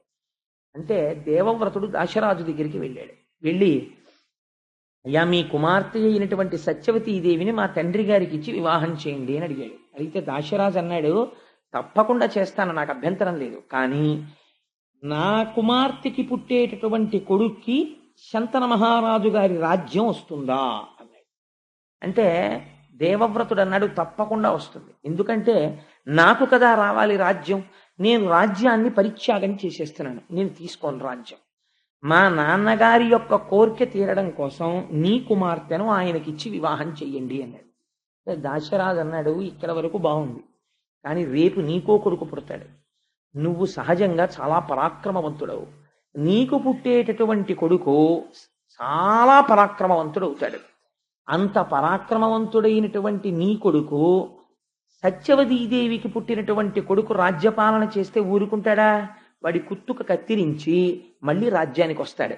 అందుకని రేపొద్దున్న నీ కొడుకు దగ్గర నుంచి ప్రమాదం రాదని ఏమిటి హామీ అంటే, ఆ దేవవ్రతుడు ప్రతిజ్ఞ చేశాడు, నీకు ఆ అనుమానం ఉంది కనుక తండ్రి యొక్క మాట నిలబెట్టి తండ్రి యొక్క గౌరవాన్ని, తండ్రి కోరుకున్నటువంటి కోర్కెని తీర్చలేని కొడుకు ఉంటే ఎంత, ఊడిపోతే ఎంత, మా తండ్రి గారి కోసం నేను భీష్మమైనటువంటి ప్రతిజ్ఞ చేస్తున్నాను, నేను ఇక నుంచి ఏ స్త్రీ యందు కూడా భార్యాభావనతో ప్రవర్తించను, బ్రహ్మచారినై నా జీవితాన్ని పూర్తి చేసేస్తాను. ఈ ప్రతిజ్ఞ అది సామాన్యమైన ప్రతిజ్ఞ కాదండి, వృద్ధుడైన తండ్రి కోసం ఇటువంటి ప్రతిజ్ఞ చేశాడు. ఈ ప్రతిజ్ఞ చేసేసరికి దేవదుందుబులు మోగి పైనుంచి పుష్పవృష్టి కురిసింది. భీష్మించి ప్రతిజ్ఞ చేశాడు కనుక ఆ రోజు నుంచి ఆయన్ని భీష్ముడు అని పిలిచారు. ఆచరించి చూపించాడు కనుక భీష్మాచార్యుడు అని పిలిచారు. అప్పుడు తండ్రి గారు విని తెల్లబోయాడు, ఎంత త్యాగం చేశావురా, నీకు 2 వరాలు ఇస్తున్నాను. 1, యుద్ధ భూమిలో నువ్వు చేతిలో కోదండం పట్టుకుని ధనస్సు పట్టుకుని ఉండగా నిన్ను దేవేంద్రుడు కూడా ఓడించలేడు. 2, నీకు మరణము లేదు, స్వచ్ఛంద మరణం, నువ్వు కోరుకుంటే వస్తుంది, నువ్వు కోరకపోతే రాదు. అందుకని నీకు ఈ 2 వరాలు ఇస్తున్నానని సత్యవతీదేవితో సంతోషంగా కాలం గడుపుతున్నాడు. ఆయన కంటే వృద్ధాప్యం వచ్చేసినా సరే వెర్రి కోరికలు పుట్టాయి, కానీ కాలుడు ఊరుకుంటాడండి? నాకు ఇప్పుడు వెర్రి కోరిక పుట్టిందండి అంటే ఊరుకుంటాడా? 2 కొడుకులు పుట్టాడు, చిత్రాంగదుడు, విచిత్ర వీర్యుడు అని. 2 కొడుకులు పుట్టారు, సంతోషంతో కాలం గడుపుతున్నాడు. మృత్యు వచ్చింది, శంతన మహారాజు గారు మరణించాడు. సత్యవతీదేవికి వైధవ్యం వచ్చింది. ఓన్లే 2 కొడుకులు ఉన్నారు కదా అని సంతోషించింది. ఈ 2 కొడుకుల్లో పెద్దవాడైన చిత్రాంగదుడు ఒకసారి అరణ్యానికి వేటకెళ్ళాడు. వేటకెడితే చిత్రాంగదుడు అన్న పేరున్న గంధర్వుడు కనబడ్డాడు. ఆయన కర్మ కొద్ది, నువ్వన్నా చిత్రాంగదుడన్న పేరుతో ఉండాలి, నేనన్నా చిత్రాంగదుడన్న పేరుతో ఉండాలి. నువ్వు ఆ పేరు వదులుతావా, నాతో యుద్ధం చేస్తావా? యుద్ధం చేస్తే మన ఇద్దరిలో ఎవరు బతికితే వాళ్ళొక్కడే చిత్రాంగదుడు ఉంటాడు, లేదా పేరు మార్చుకో వెళ్ళిపో అన్నాడు. నేను పేరు మార్చుకోవడం ఏమిటి, మన ఇద్దరం యుద్ధం చేస్తాం, ఎవరు ఉంటే వాళ్ళే చిత్రాంగదుడు అన్నాడు. ఆ చిత్రాంగదుడు గంధర్వుడు యుద్ధం చేశారు. శంతన మహారాజు గారి యొక్క కుమారుడైన చిత్రాంగదుడు మరణించాడు యుద్ధంలో. ఇంకా విచిత్ర వీర్యుడు ఒక్కడే మిగిలాడు. ఎవరి కోసం ప్రతిజ్ఞ చేశాడు భీష్ముడు? ఏ శంతన మహారాజు గారి యొక్క సుఖం కోసం ప్రతిజ్ఞ చేశాడో ఆ శంతన మహారాజు వెళ్ళిపోయాడు. ఆ సత్యవతీదేవి వైధవ్యం పొందింది. పుట్టిన ఇద్దరు కొడుకుల్లో పెద్దవాడు మరణించాడు. విచిత్ర వీర్యుడు ఎప్పుడూ కాలక్షేపం చేస్తూ భగవంతుని యొక్క స్మరణ లేకుండా సంతోషంగా కాలం గడిపేసేటటువంటి వాడు. ఇప్పుడు వంశము వర్ధిల్లాలి. అందుకని ఇప్పుడు ఆయనకి సరి అయినటువంటి భార్య దొరకాలి విచిత్ర వీర్యుడికి. ఈయన చూస్తే ఎప్పుడూ సుఖ సంతోషాలతో తేలియాడుతుంటాడు. ఈయనకి తగిన భార్యని తేవలసినటువంటి బాధ్యత భీష్ముడి మీద పడింది. చూడండి, ఆ వయస్సులో భీష్మాచార్యుడి చేసినటువంటి ప్రతిజ్ఞ వల్ల ఎన్ని కష్టాలు అనుభవించాడో చూడండి మహానుభావుడు. ఇంత కష్టపడి కాశీరాజుకి 3 కుమార్తెలు, అంబా, అంబిక, అంబాలిక అని కాశీరాజు స్వయంవరం ప్రకటించాడు. విచిత్ర వీర్యుడు వెళ్ళకపోతే భీష్మాచార్యుల వారు వెళ్ళారు స్వయంవరానికి. వెడితే అక్కడ వాళ్ళందరూ ఆయన్ని చూసి విచిత్రంగా మాట్లాడారు. బ్రహ్మచర్యంలో ఉంటానన్నాడు, ప్రతిజ్ఞ చేశాడు, ఏమిటో భీష్ముడు స్వయంవరానికి వచ్చాడన్నారు. అందరూ చూస్తుండగా నేను పౌరుషంతో రాజులను ఓడించి తీసుకెడుతున్నాను ఈ అంబిక, అంబాలికని. ఎవరైనా మీరు నన్ను ఎదుర్కొనే వాళ్ళు ఉంటే ఎదుర్కోవచ్చు అని 3 చేయి పట్టి రథం ఎక్కించి తీసుకెళ్లిపోతున్నాడు. రాజులందరూ కలిసి భీష్ముడి మీదకి యుద్ధానికి వచ్చారు. అందరినీ తుత్తునియలు చేసి హస్తినాపురానికి తీసుకొచ్చాడు. తీసుకొచ్చి వివాహానికి కూర్చోబెడుతున్నాడు. అంబ భీష్ముడి దగ్గరికి వెళ్ళండి, మహానుభావ, నీకు తెలియనటువంటి ధర్మం లేదు, నీకు ఒక మాట చెప్తాను. నేను సాళ్వుడనబడేటటువంటి రాజుని ప్రేమించాను, ఆయన కూడా నన్ను ప్రేమించాడు, ఆయన నా యందు పత్నీభావమును పొందాడు. కాబట్టి ఇప్పుడు నేను వేరొక పురుషుడికి భార్యని కావడం అమర్యాద, అలా నేను కాకూడదు. అందుకని నన్ను తీసుకెళ్లి సాళ్వుడికి అప్పచెప్పేమని. ఒకసారి మనసు లేని స్త్రీ రాజుకి భార్యగా ఉండడానికి వీలు కాదు. అందుకని పరపురుషుని యందు అనురక్తి కలిగినటువంటి స్త్రీని భార్యగా యువతల ఇంట్లో ఉండడం త్రాచుపావుని పెంచుకోవడం లాంటిది. అందుకని నువ్వు నా తమ్ముడికి భార్యగా ఉండడానికి వీలు లేదు, నిన్ను తీసుకెళ్లి అప్పచెప్పేస్తానని చెప్పి సాళ్వుడి రాజ్యానికి తీసుకెళ్లి రథంలో పంపించాడు. పంపిస్తే ఈవిడ సాళ్వుడి అంతఃపురంలో ప్రవేశించి ఎంతో సంతోషంగా నేను వచ్చేసానయ్యా, భీష్ముడు నన్ను పంపించాడని. ఆయన అన్నాడు, అంతమంది రాజులు చూస్తుండగా నన్ను కూడా ఓడించి భీష్ముడు ఏనాడు నీ చెయ్యి పట్టి తన రథం ఎక్కించి తీసుకెళ్లాడో ఆనాడే నువ్వు భీష్ముడి సొత్తు అయిపోయావు. ఇప్పుడు చేతకాని వాణ్ణి, భీష్ముడి పెట్టిన భిక్షని భార్యగా స్వీకరించడానికి నీ క్షత్రియుణ్ణి, రాజ్యపాలకుణ్ణి, మహారాజుని, నేను నిన్ను అల్లను. ఎవరు నిన్ను గెలుచుకున్నారో నువ్వు వాళ్ళకే సొత్తు అన్నాడు. ఆవిడ బాధపడుతూ ఒక ఆడదాని బాధ చరిత్రని ఎలా మారుస్తుందో చూడండి. అందుకే చాలా జాగ్రత్తగా ఉండు సుమా. స్త్రీల జోలికి వెళ్ళి నిష్కారణంగా వాళ్లతో వాళ్ళ మనసు ఖేదపడేటట్టు ప్రవర్తించకు. ఆ స్త్రీ ఒక తపోవనానికి చేరి నేను తపస్సు చేసుకుంటాను, సన్యాసం ఇమ్మంది. ఋషులన్నారు, నువ్వు నిండు యవ్వనంలో ఉన్నావు, నువ్వు వచ్చి ఈ ఆశ్రమాల్లో కూర్చుంటే ఇక్కడ ఉన్న వాళ్ళ తపస్సులు పాడైపోతాయి, లేనిపోని గొడవలు వస్తాయి. అందుకని నువ్వు ఇక్కడ ఉండడానికి వీల్లేదమ్మా, ఇవాళ రాత్రికుండు, రేపటి రోజున నీ మార్గము నువ్వు చూసుకో అన్నారు. పైగా ఇప్పుడు సన్యాసం ఏమిటి, ఉంటే భర్త దగ్గర ఉండాలి, లేకపోతే ఏంటి తండ్రి గారి దగ్గర ఉండాలి. అందుకని నీ తండ్రి దగ్గరికి వెళ్ళిపోమన్నారు. నేను నా తండ్రి దగ్గరికి వెళ్ళనంది ఆవిడ అదృష్టం. మరునాడు పొద్దున్న వాళ్ళ తల్లిగారి తండ్రి గారు మాతామహుడు తాతగారు వచ్చాడు. ఆ తాతగారికి తన గోడు వెళ్ళబోస్తుంది. ఆయన అన్నాడు, నేను పరశురాముడికి చాలా అంతేవాసిని, పరశురాముడు భీష్ముడికి గురువు, అందుకని పరశురాముడితోటి భీష్ముడికి చెప్పిస్తాను అన్నాడు. ఈలోగా ఒక పరిచారికుడు వచ్చి, అయ్యా పరశురాముల వారు ఏం చేస్తున్నారన్నాడు. పరశురాముడి దగ్గరికి వెళ్ళి అంబ తన గోడు చెప్పుకుంటే పరశురాముడు విని హృదయం కరిగిపోయి, రేపటి రోజున నేను నిన్ను తీసుకుని హస్తినాపురానికి వెడతాను, భీష్ముణ్ణి పిలిచి తను గెలుచుకున్నాడు కాబట్టి నిన్ను వివాహం చేసుకోమని చెప్తాను అని రథం ఎక్కించి హస్తినాపురానికి తీసుకెళ్ళాడు. హస్తినాపురం బయట విడిది చేసి కబురు చేశాడు భీష్ముడికి. ఆయన వచ్చినటువంటి వాడు గురువు కనుక ఒక ఆవుని తీసుకుని వచ్చాడు. ఆవుని దానం ఇచ్చి నమస్కారం చేసి, మహాప్రభో మీరు రావడమే అదృష్టం, రాజ్యంలోకి ప్రవేశించండి అన్నాడు. అంటే ఆయన అన్నాడు, నేను నీ రాజధానిలోకి రావడానికి రాలేదు, నువ్వు ఓడించి తెచ్చినటువంటి కాంత అంబని భార్యగా స్వీకరించన్నాడు. ఆయన అన్నాడు, ఒకవేళ పంచతన్మాత్రలు తమ విధులను నిర్వర్తించడం మానివేస్తే మానివేయవచ్చు, కానీ నేను ఒకసారి చేసిన ప్రతిజ్ఞ నుంచి మాత్రం వెనకడుగు వేసే సమస్య లేదు, అందుకని నేను మాత్రం భార్యగా స్వీకరించనన్నాడు. అయితే ఎవరి కోసం తెచ్చావో ఆ తమ్ముణ్ణి చేసుకోమనన్నాడు. విచిత్ర వీర్యుణ్ణి అడిగారు. ఆయన అన్నాడు, వేరొకడి యందు మనసు పెట్టుకున్నానని వెళ్ళిపోయినటువంటిది తిరిగి వస్తే ఆవిడ్ని నేను పెళ్లి చేసుకున్నా, నాకు అక్కర్లేదన్నాడు. ఎంత పౌరుషం వచ్చిందో చూడండి విచిత్ర వీరుడికి. కాబట్టి ఇప్పుడు పరశురాముడికి ఆగ్రహం వచ్చింది, నువ్వు చేసుకుంటావా నాతో యుద్ధం చేస్తావా అన్నాడు. భీష్ముడు అన్నాడు, ప్రతిజ్ఞాపాలనం కోసం ప్రాణములు విడిచిపెట్టేస్తాను, మీరు కురుక్షేత్రానికి పదండి, అక్కడికి వస్తున్నాను యుద్ధానికి అన్నాడు. ఇద్దరు కురుక్షేత్రం చేరుకున్నారు.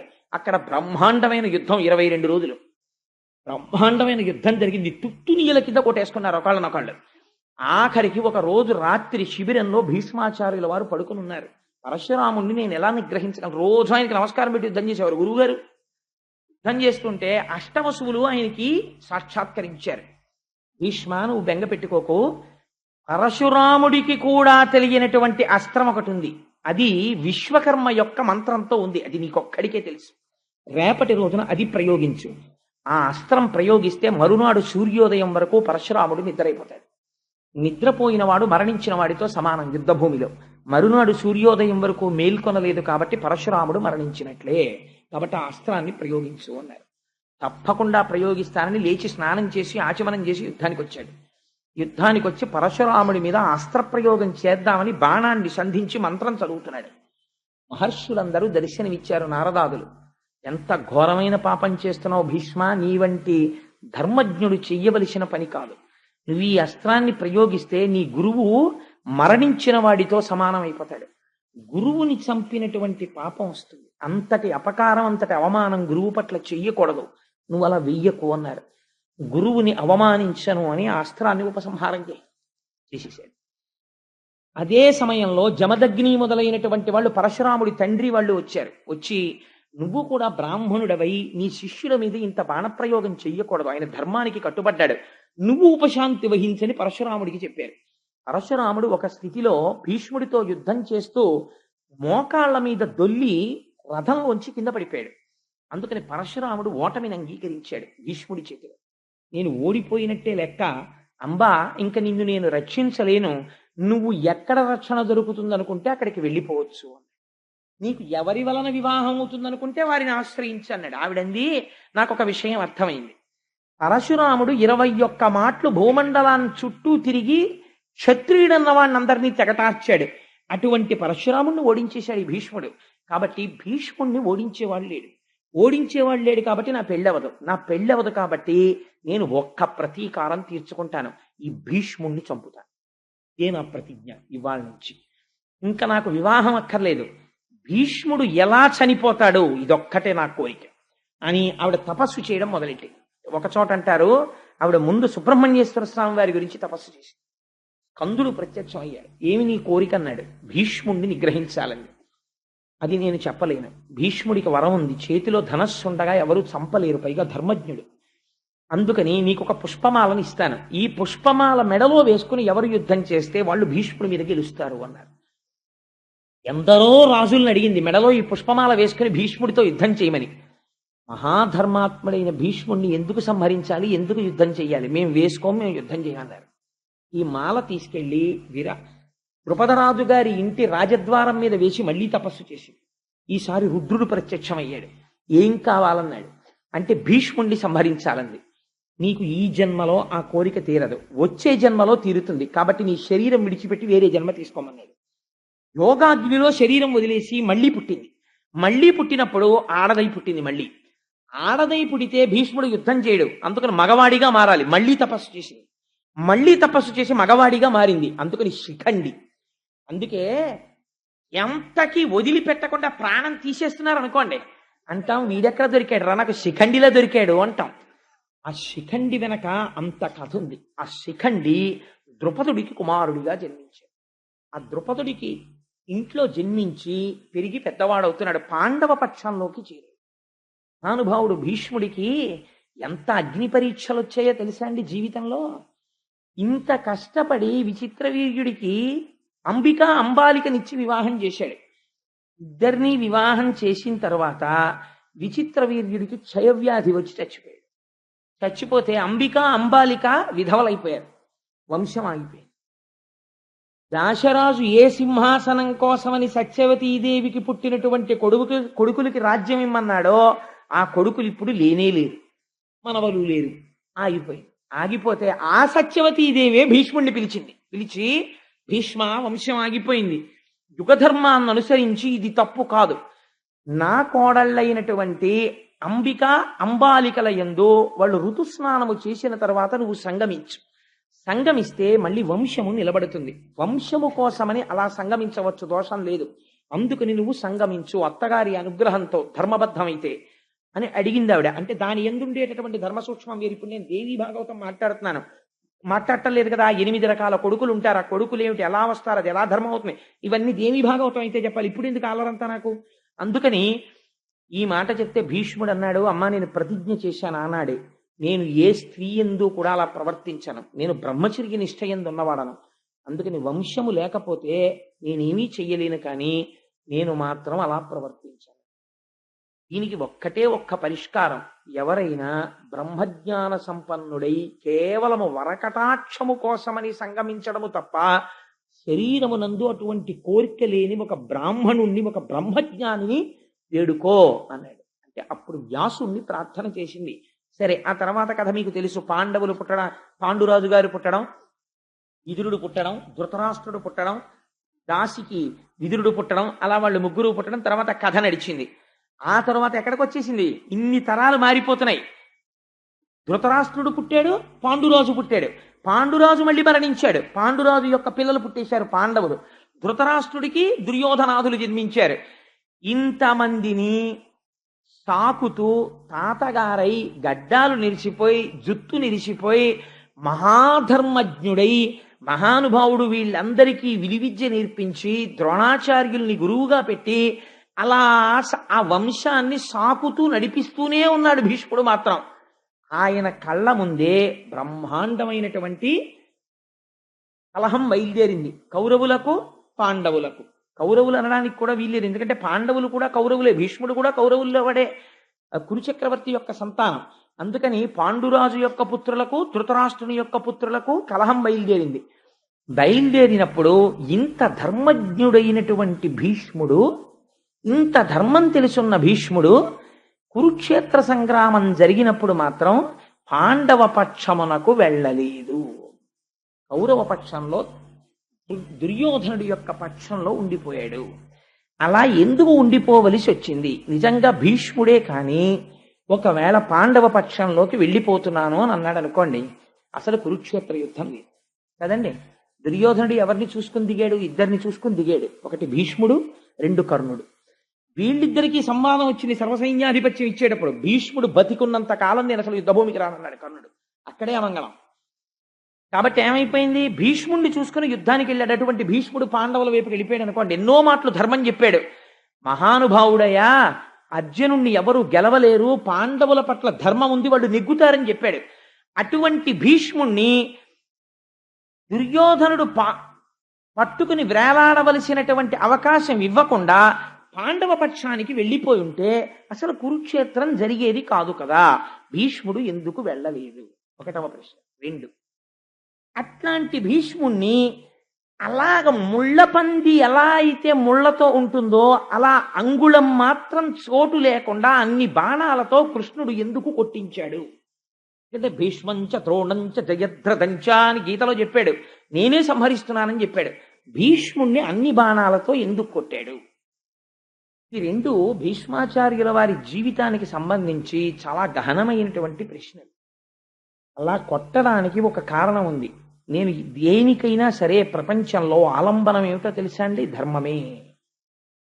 భీష్ముడు తన జీవితం మొత్తం మీద ఒక్కసారి ధర్మం తప్పాడు. అది కూడా పూర్తిగా ధర్మం తప్పాడు అని చెప్పడం కూడా కుదరదు. ధర్మం తప్పాడా తప్పలేదా అని చెప్పడానికి వీలు లేని రీతిలో ఒకసారి మాట్లాడాడు. ఎప్పుడు మాట్లాడాడు అంటే, ధర్మరాజు గారికి శకునికి ద్యూత క్రీడ జరుగుతున్నప్పుడు శకుని మధువుని సేవించి ఉండడంలో మరిచిపోయి ముందు ధర్మరాజుని ఒడ్డాడు. ధర్మరాజుని నిన్ను నువ్వు పణంగా పెట్టుకో అన్న తర్వాత ధర్మరాజు ఓడిపోయాక గుర్తొచ్చింది శకునికి, ఈ భార్య ఉంది కదా ద్రౌపది, ఆవిడ్ని ఒడ్డు అన్నాడు. అప్పటికే ధర్మరాజు శకునికి దాస్యంలోకి వెళ్ళిపోయిన ధర్మరాజు వడ్డమన్న శకునికి వెడుతుంది కానీ దోషం ఒడ్డిన నాకు పట్టదని చెప్పి ఇప్పుడు నాకు శకుని యజమాని, నేను ఆయనకి దాసుణ్ణి, దోషం ఆయనకి ఎడుతుందని ద్రౌపదిని ఒడ్డాడు. ఒడ్డి మళ్ళీ ఓడిపోయాడు. ఓడిపోతే దుశ్శాసనుడు రజస్వల అయినటువంటి ద్రౌపదీదేవిని సభలోకి ఈడ్చుకొచ్చి ఒలువలు ఊడ్చాడు. ఊడుస్తుంటే ఆవిడ ఒక ప్రశ్న వేసింది పేర్లు చెప్పి. ఈ సభలో భీష్మద్రోణులు ఉన్నారు, వాళ్ళకి ధర్మం తెలుసు. నన్నోడి తన్నోడెనా, తన్నోడి నన్నోడెనా, ధర్మం చెప్పమని అడిగాడు. భీష్ముడు పెద్ద సంకటంలో పడ్డాడు. భీష్ముడు నోరు విప్పి మాట్లాడి, ధర్మరాజు చేసినది దోషమే, ఓడిపోయిన ధర్మరాజుకి ద్రౌపదిని ఒడ్డేటటువంటి అధికారము లేదు అని అంటే వెంటనే ద్రౌపదీదేవి మహాపతివ్రత, ఆవిడ శపిస్తే కౌరవులు ధృతరాష్ట్రుని యొక్క సంతానమంతా నశించిపోతారు. ఇంత కష్టపడి పెంచి పోషించాడు వీళ్ళందరినీ, తన కళ్ళ ముందు పోతారు. అందుకని పోని చెప్పకుండా ఉందామంటే ఎదురుగుండా ఒక మానవతి, ఒక మహాపతివ్రతకి వలువలు ఉడుస్తున్నారు. కాబట్టి ఏం చెప్పాలో అర్థం కాలేదు. తెలిసి చెప్పాడా, తెలియక చెప్పలేదా అన్నది తెలియకుండా ఒక మాట అని ఊరుకున్నాడు. ధర్మరాజంతటి వాడే నేను ఓడిపోయానని ఒక మాట అన్నాడు. ఈ స్థితిలో ఏది ధర్మము అన్నది చెప్పడం కొంచెం కష్టం ద్రౌపది అన్నాడు. అలా ధర్మము తెలిసి చెప్పకపోవడం కూడా ధర్మాచరణమునందు వైక్లభ్యమే. ఈ దోషమునకు కొట్టవలసి వచ్చింది. అందుకని బాణాలతో కొట్టారు. ధర్మాచరణం అంటే ఎంత గహనంగా, ఎంత కష్టంగా ఉంటుందో చూడండి. ఇంతటి మహానుభావుడు యుద్ధానికి వచ్చాడు కురుక్షేత్రంలో. వస్తే దుర్యోధనుడితో ఒక మాట చెప్పాడు. నువ్వు పాండవుల వైపు ఉన్నటువంటి వాళ్ళల్లో ఎవరినైనా సరే అడుగు, తలకాయ తీసేస్తాను, పాండవుల జోలికి మాత్రం నేను వెళ్ళనన్నాడు.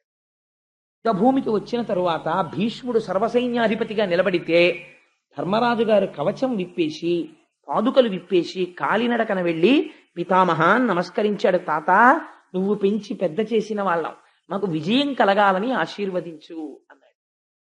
భీష్ముడు అన్నాడు, నువ్వు ఇలా వచ్చి ఉండకపోతే నేను శపించి ఉండేవాణ్ణి. నీ గౌరవానికి పొంగిపోయాను.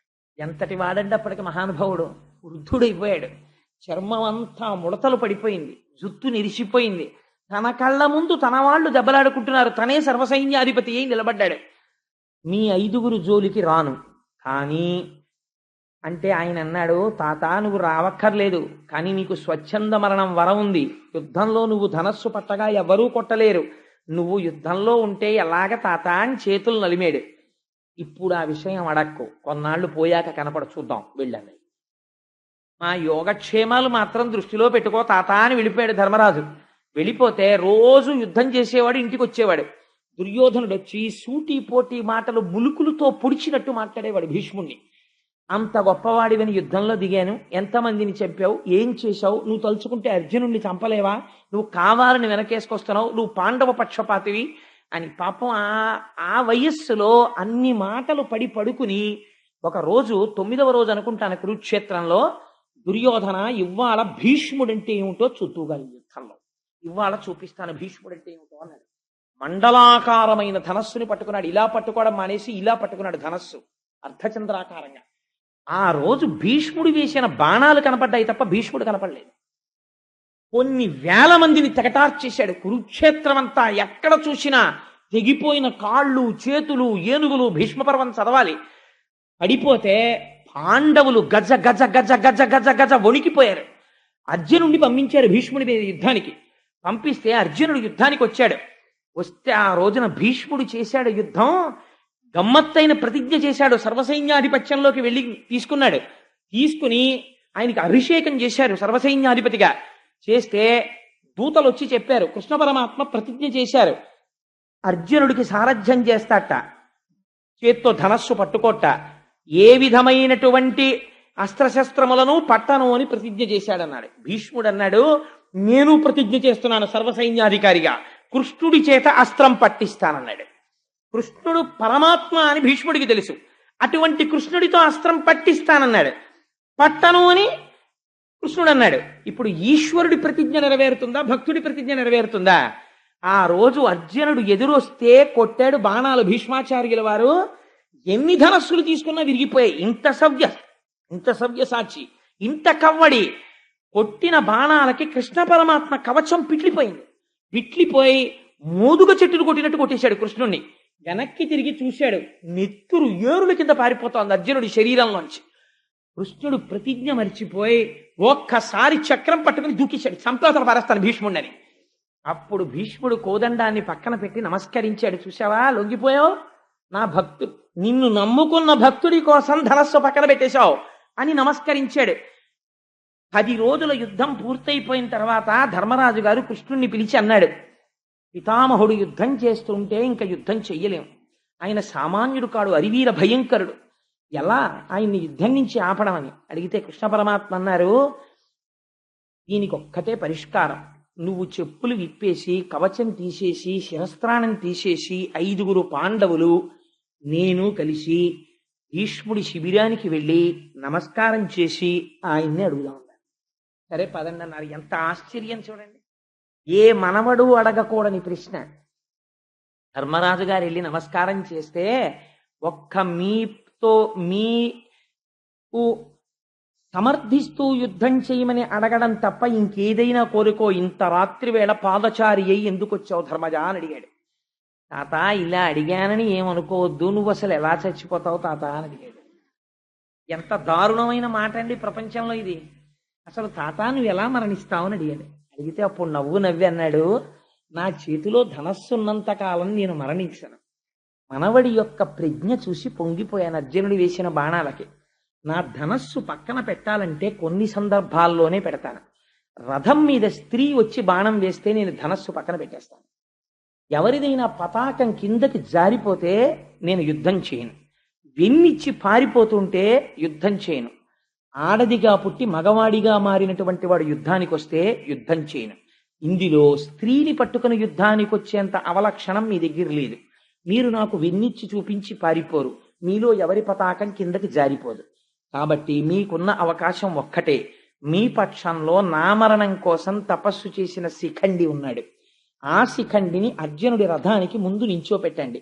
నించోపెడితే శిఖండి బాణాలు వేస్తే నేను ధనస్సు పక్కన పెట్టేస్తాను. ధనస్సు పక్కన పెట్టేశాను కాబట్టి నేను మళ్ళీ బాణం వెయ్యను కాబట్టి వెనక నుంచి అర్జునుడితో బాణ పరంపర కురిపించి నా శరీరాన్ని డుల్లగొట్టేయండి అన్నాడు. అలాగే తాత అని వెళ్ళిపోయాడు. వెళ్ళిపోతే ఏడ్చాడండి అర్జునుడి శిబిరంలో.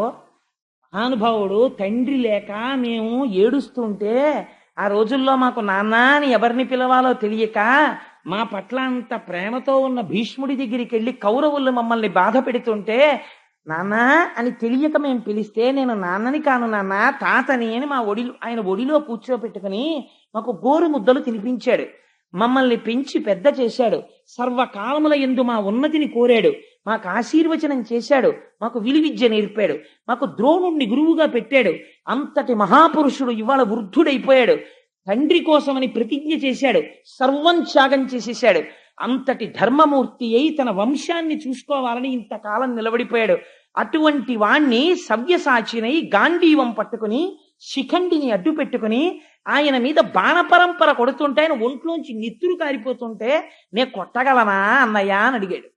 కొట్టక తప్పదురా, కొట్టవలసిందే ధర్మం కోసం, కొట్టు తప్పదన్నాడు కృష్ణుడు. దానికి వచ్చారు. వచ్చిన తర్వాత శిఖండిని ఎదురుపెట్టి తీసుకొస్తే ఆయన ధనస్సు పక్కన పెట్టేశాడు. పెట్టిన తర్వాత శిఖండి 100 బాణములు వేశాడు ఒకేసారి. ఎందుకంటే ఆయన ప్రతిజ్ఞ నెరవేరాలి. ఆయన యొక్క కవచం డుళ్ళిపోయి కింద పడిపోయింది. ఇప్పుకొని గుండెలు దొరికాయి.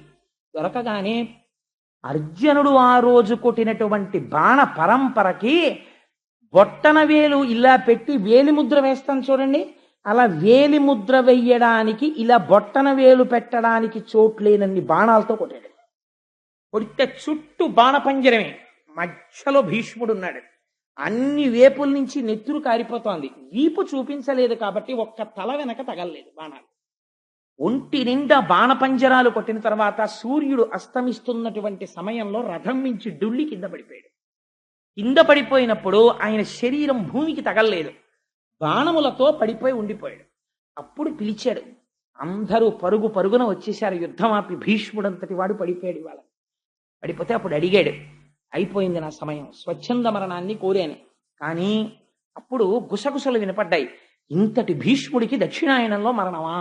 లేదు, నేను ఇంకా బ్రతికే ఉన్నాను. ఉత్తరాయణం వరకు నా శరీరం విడిచిపెట్టను. సూర్యుడు మకర రాశిలో ప్రవేశించి మాఘమాసం వచ్చిన తర్వాత రథసప్తమి నాడు రథం ఉత్తర దిక్కుకు తిరిగాక ఏకాదశి ఘడియల్లో నా ప్రాణం విడిచిపెడతాను అని అర్జునుణ్ణి పిలిచి, నా తల వ్రేలాడిపోతోందయ్యా, వెనక్కి మర్మస్థానములన్నీ కదిలిపోతున్నాయి, బాణములు కొట్టేయడం వల్ల నెత్తురు ఓడిపోతోంది, నాకు తలగడ అమర్చు అన్నాడు. దుర్యోధనాదులు వెంటనే తలగడలు పట్టుకొచ్చారు. ఈ తలగడలు కాదురా నాకు కావలసింది, యుద్ధ భూమినందు పడుకున్నటువంటి వాడికి బాణములతో కొట్టాలి తలగడ. అందుకని అర్జునుడు కొడతాడన్నారు. అర్జునుడు బాణములతో తలగడ ఏర్పాటు చేశాడు. చాలు నీలాంటి మనవడు పుట్టాడని ఆ బాణముల మీద తలగడ ఏర్పాటు చేసుకుని, నేను ఈ యుద్ధ భూమినందే పడి ఉంటాను, నా చుట్టూ కందకం తవ్వండి, ఎవ్వరూ నా వైపుకి రాకుండానని కందకం తవ్వించుకుని ఆ భూమి మీద పడి ఉండిపోయాడు. ఉండిపోయిన తర్వాత కురుక్షేత్ర సంగ్రామం అయిపోయింది. అందరూ ఈ ధృతరాష్ట్రుడి పక్షం అంతా ఓడిపోయింది, పాండవ పక్షం గెలిచేసింది. అప్పటికి కూడా ఇంకా భీష్ముడు అంపశయ్య మీదే ఉన్నాడు. చేసుకుంటున్నారు. ఒకనాడు దాహార్తి కలిగింది మహానుభావుడికి, నాకు దాహం వేస్తోందన్నాడు. నీళ్లు పట్టుకొచ్చారు. అంపశయ్య మీద పడుకున్నవాడు లౌకికమైన జలములు తాగడు. అర్జునుడికి తెలుసు ఏ నీళ్లు ఇవ్వాలో. అర్జున ఈ అన్నాడు. ఆయన పర్జన్యాస్త్రాన్ని ప్రయోగించాడు. ప్రయోగిస్తే భూమిలోంచి నీరు అమృతోదకం పైకి లేచి ఆయన నోట్లో పడింది. ఆ నీటిని తాగాడు. తాగి అంపశయ్య మీద పడి ఉండగా ఇప్పుడు భాగవతంలోకి రండి. ఇవాళ భీష్ముడి యొక్క కథ వినాలి కాబట్టి ఇప్పటి వరకు నేను దేవీ భాగవత భారత ఇతర గ్రంథములలోకి వెళ్ళి భీష్మాచార్యుల వారి చరిత్ర ఈ అసుర సంధ్య వేళలో చెప్పుకుంటే మనుష్యులుగా పుట్టినందుకు మనం తరించిపోతామని సంక్షిప్తంగా భీష్మ చరిత్రని మీకు వివరించాను. ఇప్పుడు ఆ భీష్మాచార్యుల వారు అంపశయ్య మీద పడి ఉండగా కృష్ణ భగవానుడు ఏకాదశి ఘడియలు దగ్గరికి వస్తున్నాయని ఆ ధర్మరాజుతో ఒక మాట చెప్పాడు. భీష్ముడు అక్కడ అంపశయ్య మీద ఉన్నాడు, నువ్వు బయలుదేరి వెళ్ళి దర్శనం చేసుకుని ఆయన దగ్గర ధర్మాలు తెలుసుకో. అటువంటి మహాపురుషుడు వెళ్ళిపోతే మళ్ళీ ధర్మం చెప్పేవాడు లేడు. భారతంలో చెప్పారు తప్ప ఇక్కడ చెప్పలేదు ఆ ధర్మాలు. భాగవతంలో వెళ్ళి ధర్మరాజాదులు ఆయనకి నమస్కరించి ఆయన దగ్గర అన్ని విన్నారు.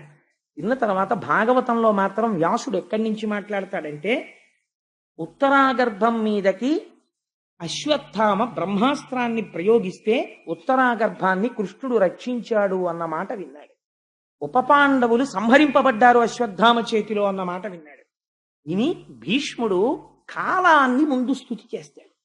ఆయన అంటాడు, ఏమి ఆశ్చర్యమయ్యా, ప్రపంచంలో ఎవరైనా దేనినైనా అతిక్రమించగలరు, కానీ కాలమును ఎవ్వరూ అతిక్రమించలేరు. అన్నిటికన్నా బలవత్తరమైనది ఏది? కాలమే. కాలము బలవత్తరమైనది కాకపోతే భీష్ముడి జీవితమే చూడండి. ఎవరి కోసం సింహాసనం త్యాగం చేశాడో అసలు వాళ్ళెవ్వరూ మిగల్లేరు. అయినా సరే తను ధర్మం కోసమని అలా నిలబడిపోయాడు మహానుభావుడు. ఇన్ని కష్టాలు పడ్డాడు. తన తమ్ముడి కోసమని చెప్పి తీసుకొచ్చినటువంటి స్త్రీ శిఖండిగా మారి తన మరణానికి కారణమైంది. అంపశయ్య మీద పడిపోయాడు. ఆయన అంటాడు, కాలము ఎంత అతిక్రమించడానికి వీలు లేనిది అనడానికి నాకు కట్టెదుట ఒక ఉదాహరణ దొరుకుతున్నది. మీరు ఈ పద్యాన్ని భీష్మస్తుతిలో ఈ పద్యాన్ని బాగా జ్ఞాపకం ఉంచుకుంటే మనం చిన్న చిన్న కష్టాలకి కదిలిపోతాం. జీవితంలో కదిలిపోయి బాబోయ్ ఎంత కష్టమో ఎంత కష్టమో ఎంత కష్టమో అంటాం.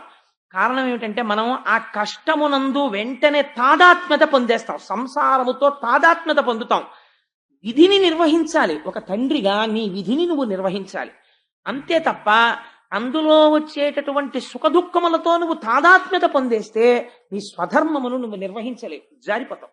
అందుకే రామకృష్ణ పరమహంస ఒక అందమైన మాట చెప్తారు, పనసకాయ కొట్టాలి, కానీ పనసకాయ కొట్టేటప్పుడు తప్పకుండా ఓ పని చెయ్యాలి. చేతులకి నూనె రాసుకొని పనసకాయ కొట్టిన వాడికి జిగురంటుకోదు. ఈశ్వరుడి పాదాలు పట్టుకుని సంసారంలో ఉన్నవాడికి కష్ట సుఖములకు ఈశ్వరుడు ఇతపూర్వం నేను చేసిన పాపపుణ్యములకు ఆయన ఇస్తున్న ఫలితము. కాబట్టి వేరొకసారి నా వలన అటువంటి పాపములు జరగకుండుగాక అని నిలబడిపోతాడు తప్ప లోకుల్నంగని మెచ్చని ఎలుగని లోలోన నిందింపని చీకాకున్బడని మహాత్ముడని జేలొగ్గని మూకీభావమునం తిట్టని త్రోయని నీ కారుణ్యము కలిగి ఉండి నేను అంతే చాలునో శంకర అంటాడు దుర్జటి. ఆ కష్టం వచ్చినా సుఖం వచ్చినా ఈశ్వరుడి పాదాలు పట్టుకుంటాడు తప్ప పాదముల నుంచి మాత్రం విడువడి పొందడు. ఆ కాలము ఎంత దుస్తరంగా ఉంటుందో మీరు భీష్ముడి యొక్క స్థితిలో మొదటి పద్యాన్ని విని బాగా ధారణ చేశారనుకోండి. కొన్ని ఎలా ఉంటాయో తెలుసా అండి? హార్ట్ అటాక్ ఎప్పుడైనా మైల్డ్ స్ట్రోక్ వచ్చిన వాళ్ళు ఉన్నారనుకోండి, వాళ్ళు సాధారణంగా 2 టాబ్లెట్లు జేబులో పెట్టుకుంటారు. ఒకటి డిస్ప్రిన్ అన్న టాబ్లెట్, ఒకటి రెండో దాని పేరు నాకు జ్ఞాపకంలో లేదు, కానీ ఆ నాలుక కింద పెట్టుకుని చప్పరిస్తే అది కొంచెం సేపు టైం ఇస్తుంది. ఆ టాబ్లెట్ ఒకటి పెట్టుకుంటూ ఉంటారు. మా గోపి గారి జేబులో ఉంటుండేవి ఆ టాబ్లెట్లు. అవి ఆ టాబ్లెట్లు రెండు జేబులో పెట్టుకు తిరుగుతుంటారు. అలా మన జీవితంలో తప్పకుండా కనీసంలో కనీసం ఒక వయస్సు వచ్చిన తర్వాత కొన్ని పద్యాలు నోటికి రావాలండి. అవి వస్తే ఏమవుతుందో తెలుసా అండి? మీకు ఏదైనా కష్టం వచ్చినప్పుడు మీరు ఆ పద్యం ఒక్కసారి మనస్సులో తలుచుకున్నారనుకోండి, మీకు ఒక గొప్ప ధైర్యం వస్తుంది. వేరొకరు మీ స్వస్థితి నుంచి మీరు జారిపోరు. ఎందుకంటే శోకం ఆవరించేసింది అనుకోండి, మనిషిని నాశనం అయిపోతాడు. శోకో నాశయితే ధైర్యం, శోకో నాశయితే స్మృతం, శోకో నాశయితే సర్వం, నాస్తి శోక సమోరిపు. శోకం ఆవరించగానే ముందు దేన్ని పాడు చేసేస్తుందంటే ధైర్యం పోతుంది. తర్వాత స్మృతం, ఏది విన్నాడో అది పోతుంది. కాబట్టి విన్నది గుర్తు లేదు, ధైర్యం లేదు, పిరికివాడైపోతాడు, ఆలోచన ఉండదు. కాబట్టి తొందరగా నశించిపోతాడు, పడిపోతాడు ఆ కష్టానికి. అలా పడిపోకుండా ఉండాలంటే పెద్దల వాక్కులు టాబ్లెట్లు పెట్టుకున్నట్టు పెట్టుకోవాలి. ఒకసారి స్ట్రోక్ వచ్చిన వాడు ఎందుకైనా మంచిదని జేబులో ఎలా పెట్టుకుంటాడో తప్పకుండా అలా కొన్ని పద్యాలు మీరు మేధస్సునందు పెట్టుకోవాలి. ఎందుకంటే కష్టము రాని జీవితము నాకు ఉండి తీరుతుంది అని నమ్మకం ఎవరికైనా ఉంటుందా? ఎవరికి ఉండదు. ప్రతి క్షణం మనకు అనుమానమే, ఏమో ఎట్నుంచి కష్టం వస్తుందో అని. కష్టం వస్తే వచ్చిన కష్టాన్ని ఇలా తుడిచేసి లేకుండా మీరు చేసుకోగలరా? చేసుకోలేరు. కాబట్టి మీకున్న అవకాశం ఏమిటి? ఒక్కటే, ఆ కష్టాన్ని తట్టుకునే శక్తి మీకు కావాలి. ఈ తట్టుకునే శక్తి మీకు ఉందనుకోండి, మీరు మీ స్వస్థితి నుంచి జారిపోరు. దాన్ని తట్టుకుంటారు, ఇంకొకరికి ఉపకరించగలుగుతారు. కాబట్టి ఇప్పుడు అలా తట్టుకునేటట్టు చెయ్యగలిగినవి కొన్ని మాత్రమే ఉంటాయి. భాగవతంలో మిగిలినంతా విడిచిపెట్టి భీష్మస్థుతిని ఒక్కదాన్ని వ్యాసుడు తీసుకొచ్చాడు. ఎందుకు తీసుకొచ్చి ఉంటాడండి? మీరు బాగా జ్ఞాపకం పెట్టుకోండి. ఆ ప్రతి పద్యం కూడా మహత్తరమైనటువంటి ఒక్కొక్క క్యాప్స్యూల్. అది మీకు నోటికి వచ్చాయనుకోండి ఆ పద్యాలు మీకు వస్తే అవి ఎలా మెట్లెక్కిస్తాయో మీకు చూపిస్తానో ఆశ్చర్యంగా ఉంటుంది. మొదట మనం దేనికి లొంగుతాం జీవితంలో? కష్టానికి లొంగుతాం. ఇంతటి అంపశయ్య మీద పడుకున్న భీష్ముడు ధర్మరాజుని చూసి అన్నాడు, ధర్మరాజు వచ్చి అక్కడ నిలబడితే పరామర్శ అంటాం కదా, మరి ఉప పాండవులు పోయారు కదా. ధర్మరాజుని చూసి అన్నాడు, అయ్యో ఉప పాండవులు పోయారట కదా, ఏమిటో పాపం మీ కర్మ అనలేదు. ఎన్ని కష్టాలు పడిందయ్యా కుంతి. పాండురాజు చిన్నతనంలో చచ్చిపోయాడు, తండ్రి లేని బిడ్డలై పెరిగారు, ఎట్టకేలకు మీకు రాజ్యాధిపత్యం వచ్చింది. ఇన్ని వచ్చినా కష్టం మిమ్మల్ని వదలలేదు. చూసావా ఎలా వదలలేదో తెలుసా? రాజట ధర్మజుండు, సురరాజసుతుండట ధన్వి, శాస్త్రోద్వేజకమైన గాంధీవము విల్లుయట, సారథి సర్వయోగ సంయోజకుడైన చక్రియట, ఉగ్రగదాధరుండు భీముడై యాజికి తొడువచ్చనట. ఈ పాండవులకు కష్టము కలుగుట ఎంత చిత్రమో, ఎంత గొప్ప పద్యమో చూడండి. రాజట ధర్మజుండు, ఇవాళ యావత్ భరతఖండానికి ధర్మరాజు గారు రాజు. కాబట్టి వాళ్ళ వంక కన్నెత్తి చూడడమే. ఓన్లేండి ధర్మరాజు గారు రాజు అయితే ఏముందండి, బలహీనుడు అందామా? రాజట ధర్మజుండు, సురరాజసుతుండట ధన్వి. ఎవరు? ఆయన తమ్ముడెవరు? సాక్షాత్తుగా దేవేంద్రుడి యొక్క కొడుకు అర్జునుడు. ఆయన ధన్వి, చాలా గొప్పవాడు. కానీ ఆయనకి గొప్ప ధనస్సు లేదండి చేతిలో, అందామా? శాస్త్రవోద్వేజకమైన గాంధీవము విల్లుయట. అసలు ఆ గాంధీవానికి ఉన్న గొప్పతనం ఏమిటంటే, ఇంకోళ్ళు ఎవరైనా అది అక్కడ పెడితే సరదాగా ముట్టుకుందామని ముట్టుకోవడం కుదరదు. అది పాములా కనపడుతుంది, శవంలా కనపడుతుంది. అంత మహిమాన్వితమైనటువంటి ధనస్సు. ఆ ధనస్సుని పైకెత్తి పట్టుకుని విట్టి నారి సంధిస్తే చాలు, అందులోంచొచ్చేటటువంటి టంకార ధ్వనికి రామచంద్రమూర్తి పట్టుకునేవారు అటువంటి కోదండం. ఆ టంకారము వలన వచ్చేటటువంటి ధ్వనికి కొన్ని వేల మంది కుప్ప కూలిపోయేవారు. దానికి గుండె ధైర్యం ఉండాలి అది వినడానికి. అది పిడుగులు పడిపోతున్నట్టు ఉంటుంది. అందుకే పిడుగు పడితే ఎవరిని తలుచుకుంటామో తెలుసా అండి? అర్జున పల్గుణ పార్థం అని అర్జునుడి యొక్క దశనామాలు తలుచుకుంటాం. అటువంటి టంకారం చేస్తాడు ఆ ధనస్సులోంచి. టంకారం వింటేనే పారిపోతారు. ఆయనకి తెలియని అస్త్రం లేదు. ఎంత దూరంలో ఉన్న శత్రువు మీదైనా అస్త్ర ప్రయోగం చేస్తాడు. సవ్యసాచి, రెండు చేతులతో బాణాలేస్తాడు. అటువంటి వాడు సురరాజసుతుండట ధన్వి, శాస్త్రవోద్వేజకమైన విల్లు గాంధీవము విల్లుయట. పట్టుకునేటటువంటి విల్లు ఎటువంటిది? గాంధీవాన్ని పట్టుకుంటాడు. ఓన్లేండి ఇన్ని పట్టుకుంటాడు, కానీ పాపం రథం సరైంది లేదు, సారథి లేడు అందామా?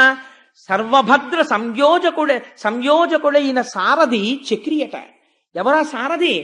సర్వకాలముల యందు భద్రత కల్పించి అర్జునుణ్ణి రక్షించుకోవడమే ప్రయోజనంగా పెట్టుకున్నటువంటి మహామహిమాన్వితుడైనటువంటి యోగ పురుషుడైన శ్రీకృష్ణ పరమాత్మ సారథి. పోన్లేండి, ఈయన ఒక్కడే ఇంత గొప్పవాడైనా కొంచెం ఆదమరిపించి కొట్టారు, అభిమన్యుణ్ణి కొట్టినట్టు అందామా? ఉగ్రగదాధరుండు భీముడై యాజికి తోడు వచ్చునట. ఎప్పుడు అర్జునుడి పక్కన ఎవరుంటారు? బ్రహ్మాండమైనటువంటి గద పట్టుకుని గిర్ర గిర్ర గిర్ర గిర్ర తిప్పుతూ ఒక్క గదాదండంతో ఒక దెబ్బ వేశాడా ఏనుగుల కుంభస్థలాలు బద్దలైపోతాయి.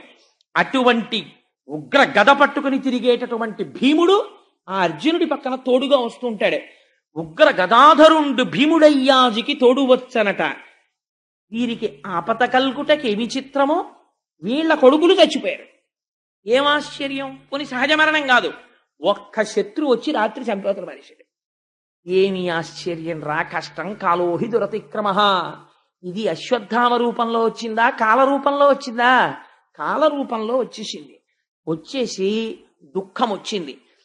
కాబట్టి ఇంత గొప్ప అర్జునుడు, ఇంత గొప్ప గాంధీవం, ఇంత గొప్ప కృష్ణ పరమాత్మ, ఇంత గొప్ప భీముడు, అంతరాజు ధర్మజుడు, ఇంకింతకన్నా రక్షణ ఉన్నవాళ్ళు ప్రపంచంలో ఉన్నారా? అట్లాంటి వాళ్ళ పిల్లలే బతకలేదు. వీళ్ళకి ఆపద కల్గుటకేమి చిత్రమో, వీళ్ళకి ఆపద రావడం ఏమిట్రా అని ఇప్పుడు అంటాడు.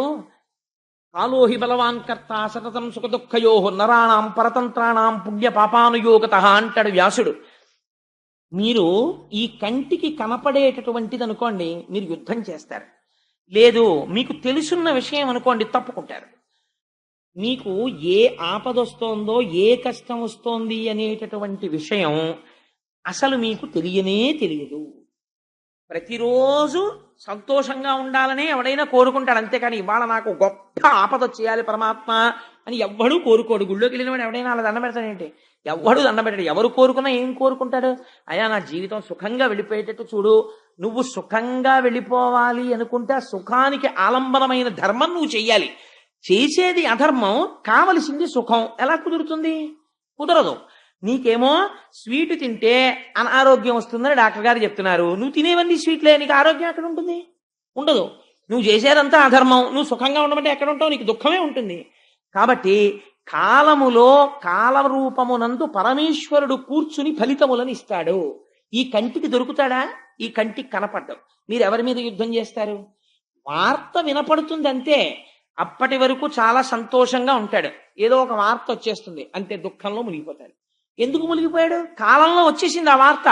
ఏదో ఇన్ని గంటల ఇన్ని నిమిషాలకి ఈ వార్త వాడికి చేరి వాడు కష్టం అనుభవించాలి, పరమాత్మ నిర్ణయం చేసేసాడు. అలాగే ఇన్ని గంటల ఇన్ని నిమిషాలకి వాడు ఒక వార్త విని వాడు సంతోషపడిపోవాలి, ఈశ్వరుడు నిర్ణయం చేసేశాడు. ఆ వార్త మీరు వింటారు. కాబట్టి ఏమవుతోంది? పరతంత్రాణ, మీరు చేసేది ఏమీ లేదు. ఈశ్వరుడు ఎలా నిర్ణయిస్తే అలా జరిగిపోతోంది. ఇప్పుడు చెప్పండి, మీ సుఖదుఖములకు మీరు కారణమా, ఈశ్వరుడు కారణమా? ఈశ్వరుడు కారణము. ఈశ్వరుడు స్వతంత్రుడై మిమ్మల్ని నిష్కారణంగా సుఖదుఖాలు పెడుతున్నాడా?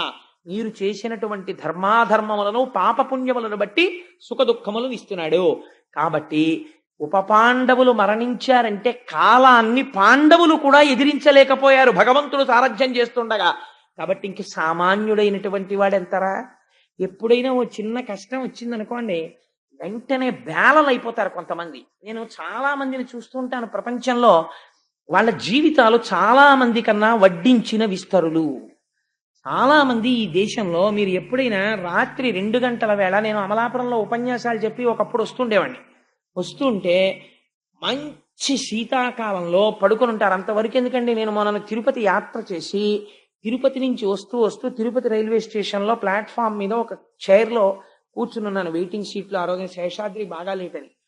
ఒక వ్యక్తి శరీర ఛాయ తెల్లగా ఉంది. తల్లితో జ్ఞానప్రసూనామ్మ గారితో అన్నాను కూడా ఆ రోజున. కాళ్ళు కూడా మెరిసిపోతున్నాయి. ఇంతంత గడ్డాలు పెరిగిపోయి ముఖంలో తేజస్సు స్పష్టంగా కనపడుతోంది. బట్టలు ఎంత శుభ్రంగా ఉన్నాయో. కానీ అతను ఒక భిక్షుకుడు. ఇవాళ ఇల్లిల్లు తిరిగి భిక్షాటన చేసుకుంటున్నాడు. కూర్చోవడం కష్టంగా ఉంది, మాకు ఇంతంత దోమలు పొడిచేస్తున్నాయి. అంతమంది మధ్యలో ఆ సిమెంట్ బెంచీ కింద పడుకుని నిద్రపోతుంటే ఇంతంత దోమలు ఆ కంఠం మీద, ఈ కళ్ళ పక్కన, కనతల మీద పొడిచేస్తున్నాయి.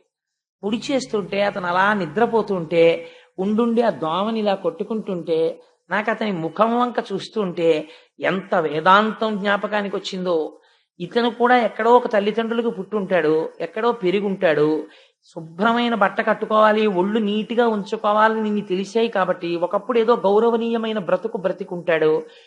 కడుపున పుట్టినటువంటి పిల్లలు దగా చేసేస్తే ఒక ఆవిడికి ముష్టెత్తుకోవడానికి చేత కాక పరమ గౌరవనీయమైన వ్యక్తి నేను నిడదవోలు షటిల్ చేసే రోజుల్లో అక్కడ ఉన్న చంటి పిల్లల్ని ముద్దాడుతూ బాబు చెయ్యి చాపి బొత్తిగా అడుక్కోలేనండి అని నిలబడితే గవర్నమెంట్ అఫీషియల్స్ షటిల్ చేసేవాళ్ళు. అయ్యా నేను ఆ ఊరు పేరు చెప్పను, ఎందుకంటే గబుక్కున ఆవిడికి ఈ వార్త తెలిస్తే ఆవిడ బాధపడే అవకాశం ఉంటుంది, సభలో వాళ్ళు గుర్తుపట్టచ్చు. అందుకని ఆవిడ ఫలానా వ్యక్తి అండి, పిల్లలే ఆవిడ్ని మోసం చేసి రోడ్డు మీదకి గెంటేస్తే ఆవిడ బంగారం అంతా తీసేసుకుంటే పిచ్చి తల్లి ఎవరిని అడుక్కోలేక వీధుల్లోకి వెడితే గుర్తుపట్టేస్తారని రైలు ప్రయాణికుల వెంట తిరుగుతూ ఆ రైలుల్లో కూడా ఎక్కేటప్పుడు తెలియని వాళ్ళు ఉన్నారంటే వాళ్ళ దగ్గరికి వెళ్ళి మాత్రమే ఆవిడ బాబు ఏమైనా సాయం చెయ్యండి అని కూడా నోటితో అడగలేదండి అని షట్లర్స్ ఒకళ్ళకొకళ్ళు చెప్పుకుని ₹1 ₹2 ఇస్తే దాంతో టిఫిన్ తిని దాంతో జీవితం గడుపుకుంటూ ఆవిడ రైల్లో కనపడేది నాకు. ఇది ఆలోచించండి, కాలోహి దురతిక్రమ. ఎంతంత వైభవాలు అనుభవించినటువంటి వాళ్ళు అంతంత అటువంటి నీచమైనటువంటి జీవితాలు గడుపుతున్నారు. మీకు నేను ఒక్క ఉదాహరణ చెప్తాను. ఒకసారి నేను ఆశ్రమ శ్రావణి మన ఊర్లోనే ఉంది, నేను ఆ వృద్ధాశ్రమానికి వెళ్ళాను. మా తల్లి అనురాధ గారు కూడా వచ్చారు ఆ రోజున. సంవత్సరాది నాడు అనుకుంటా. ఈ ఊర్లోనే ఉంటారు ఒక తల్లి, ఆవిడ పేరు నాకు జ్ఞాపకం లేదు కానీ శరన్మేఘము అని పుస్తకం రాశారు. ఎంత చంటి పిల్లల్ని కాపాడినట్టు కాపాడతారు అక్కడ ఉన్న వృద్ధుల్ని. ఒక దుర్మార్గుడైన కొడుకు, నేను ఈ మాట అనడానికి ఏమీ వెనకంజ వేయట్లేదు, నేను తెలిసే ఈ మాట ప్రయోగిస్తున్నాను. తల్లిని అమ్మా నిన్ను దేవాలయానికి తీసుకెళ్తున్నానమ్మా అని చెప్పి తీసుకొచ్చి వృద్ధాశ్రమంలో విడిచిపెట్టి వెళ్ళిపోయాడు. వెళ్ళిపోతే ఆ తల్లికి పిచ్చెక్కిపోయింది. ఆవిడ రోజు పెట్టే సర్దేసుకుని అన్నం తిని మా అబ్బాయి వచ్చేస్తాడండి నేను వెళ్ళిపోతాను, మా అబ్బాయి వచ్చేస్తారండి నేను వెళ్ళిపోతాను అని ఇలా చెప్తుంటారు పాపం అందరికి, వెళ్ళిన వాళ్ళకి. ఆ తల్లి మాకు చెప్పారు, మీకు గుర్తుంది కదమ్మా, ఏంటి వాళ్ళ అబ్బాయి తీసుకొచ్చి ఇలా దింపి వెళ్ళిపోయాడండి, ఆవిడకి పిచ్చి వచ్చేసింది. ఎవరిని నమ్ముతారు ప్రపంచంలో మీరు? ఆలోహి దురతిక్రమ. వాళ్ళకొచ్చిన కష్టం కన్నా మీకొచ్చిన కష్టాలు పెద్దవా? ఒక పిసరు జ్వరం వస్తే, ఒక చిన్న ఎదురుదెబ్బ తగిలితే, కొద్ది పిసరు మోకాలు నిప్పెడితే పోరుమని ఏడ్చేసి పరమేశ్వరుడు ఇంత వైభవాన్నిచ్చి, ఇల్లిచ్చి, వాకిళ్ళిచ్చి, ఉద్యోగాలిచ్చి, ఎప్పుడో చేసుకున్న పాపకర్మకి చిన్న కష్టం ఒక్కటి పెట్టినంత మాత్రం చేత దిగాలు పడిపోయి నేలన పడిపోయి గుండెలు బాధేసుకుని లేనిపోని నిరుత్సాహం తెచ్చేసుకుని ఎప్పుడూ కష్టాలే ఆలోచించుకుంటూ నేనేమిటి ఇలా ఉందండి అని బతకడం నీ అంత నువ్వు పాడు చేసుకున్న జీవితమా? ఈశ్వరుడిచ్చినటువంటి ఉజ్వలమైన జీవితాన్ని నువ్వు నాశనం చేసుకుంటున్నావా? ఒక్కసారి భీష్ముడి స్తోత్రం చదువు. అంతటి పాండవులకి కష్టం వచ్చింది, వాళ్ళు దిగాలు పడిపోయారా? పడిపోలేదే. పాండవులు తమ జీవితాలు పండించుకుని మోక్ష మార్గంలో వెళ్ళిపోయారు, కృష్ణుణ్ణి నమ్ముకుని వెళ్ళిపోయారు. నువ్వు ఎందుకు వెళ్ళలేవు? భీష్మస్తుతి కేవలం వినడానికి కాదు. భీష్ముడు ఏదో పద్యం చదివాడండి ఆ రోజున, నేను సారా పద్యం చదివేసి మీకు అర్థం చెప్పడానికి కాదు.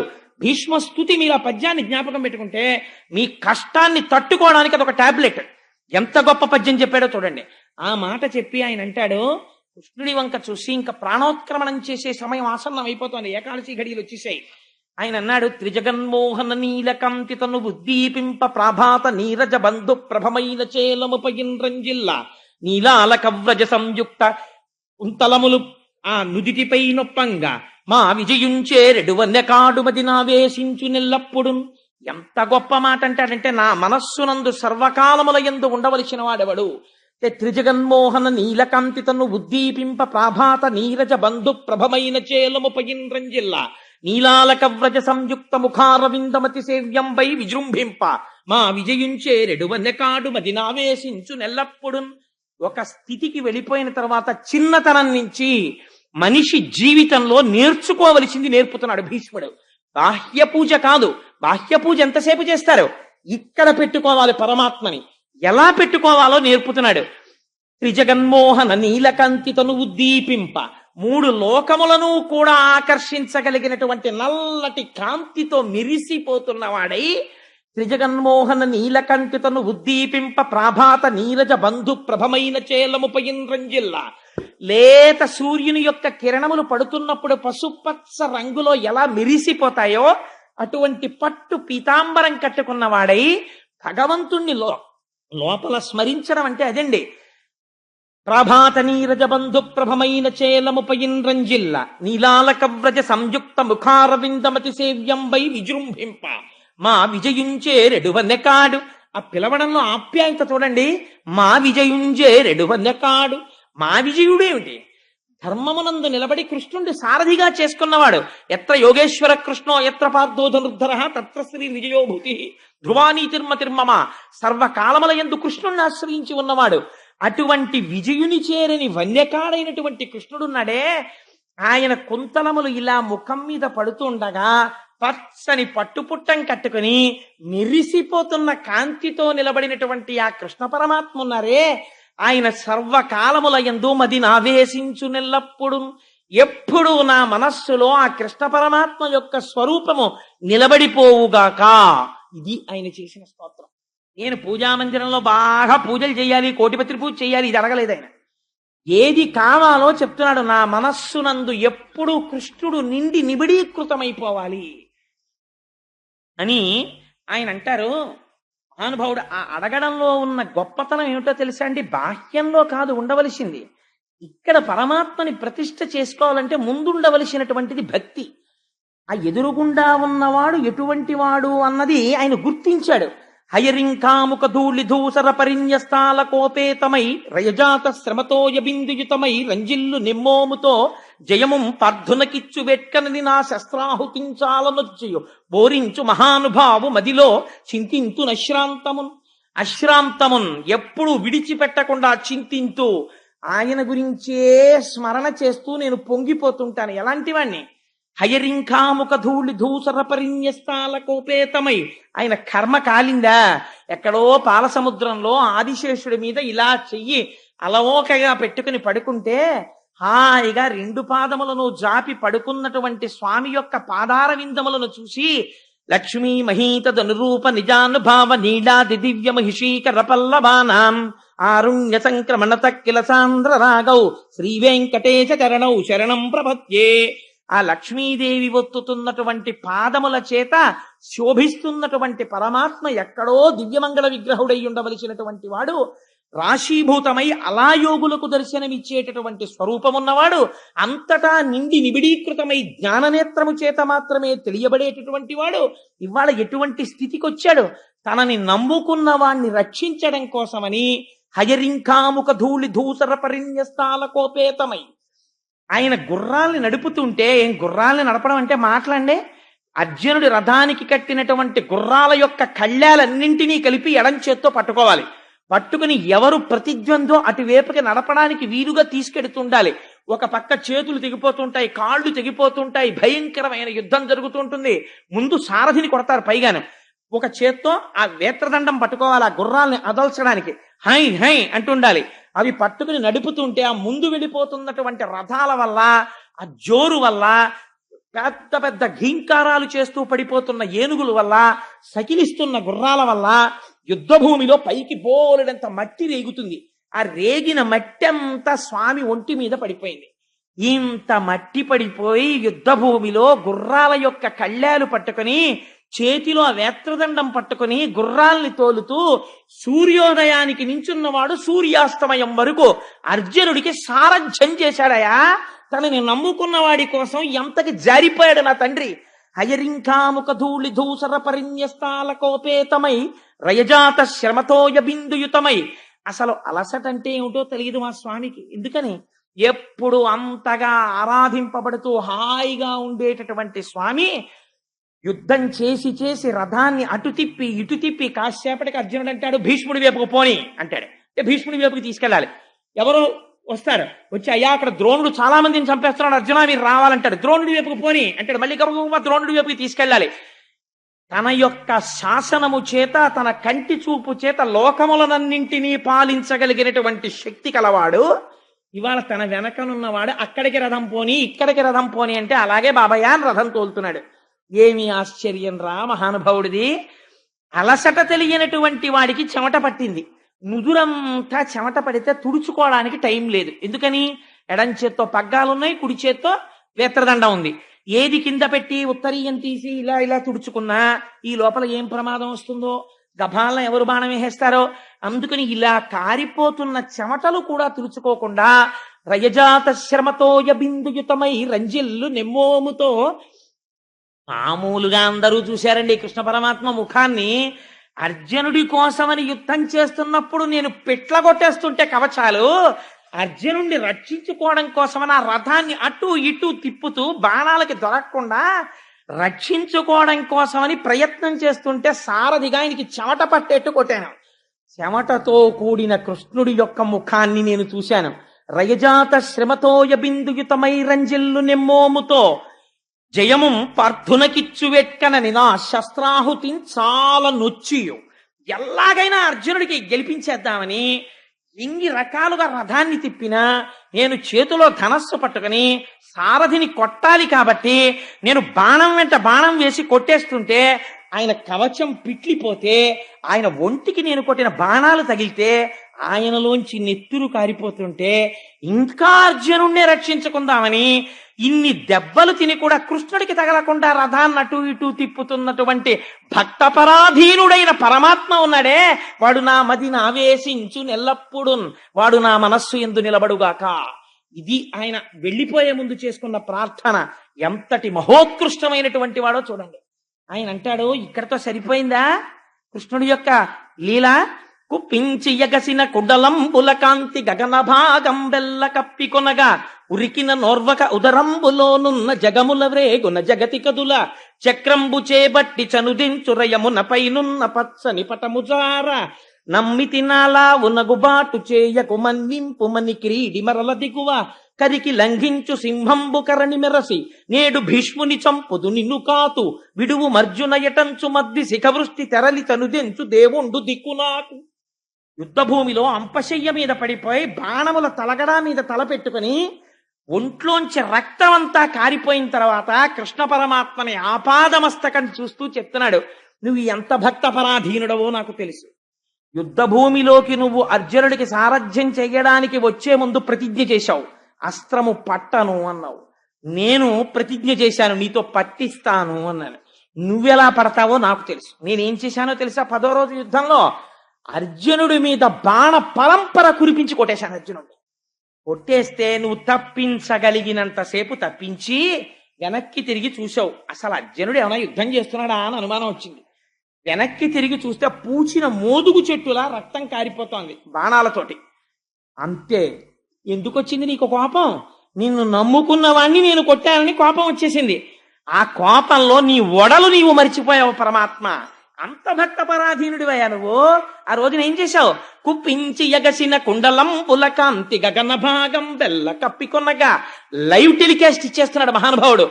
ఒక్కసారి ఆ ఎడం చేతిలో పట్టుకున్న కళ్ళాలు విసిరవతల పారేసి ఆ వేత్రదండాన్ని నేలకేసి కొట్టి ఇలా కూర్చుని సారథ్యం చేస్తున్నవాడు ఒక్కసారి రథంలోంచి కిందకి గభాల దూకేసేటప్పటికి ఆ కుండలాలు చెవులకు పెట్టుకున్నవి ఇలా ఊగేటప్పటికి ఆ మణికుండలముల కాంతి గగన భాగం అంతా కప్పేసింది. గగన భాగం వెల్ల కప్పికొనగా ఉరికిన ఓర్వక ఉదరంబులోనున్న జగముల వ్రేగున జగతి కదుల.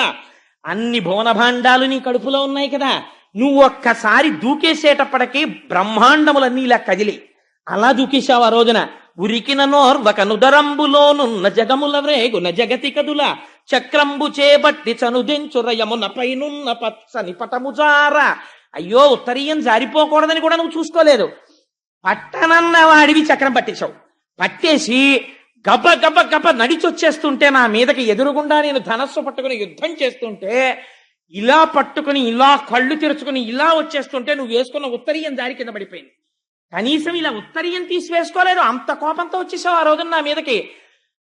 అప్పుడు నమ్మితి నాలా ఉనగుబాటు చేయకు మన్నింపు మని క్రీడి మరల దిగువ. బావా బావా బావా బావా అని ధనస్సు పక్కన పారేసి అర్జునుడు దూకేశాడు. దూకేసి పరిగెత్తుకుంటూ వచ్చి నీ కాళ్ళు అట్టుకుని, బావా బావా అలా చక్రం పట్టేయకు బావా, నీ భావనైనటువంటి నేను అర్జునుడు చేతకాని వాడైపోతే, భీష్ముడితో యుద్ధం చెయ్యలేకపోతే కృష్ణ పరమాత్మ చక్రం పట్టుకుని భీష్ముడిని చంపితే మొనగాడై కురుక్షేత్రంలో యుద్ధం చేశాడని రేపు లోకులు నన్ను దెప్పి పడుస్తారు. బావా వదిలేకు బావా చక్రాన్ని, నువ్వు పట్టుకోకు బావా అని అర్జునుడు నీ వెంట పడ్డాడు ఆ రోజున.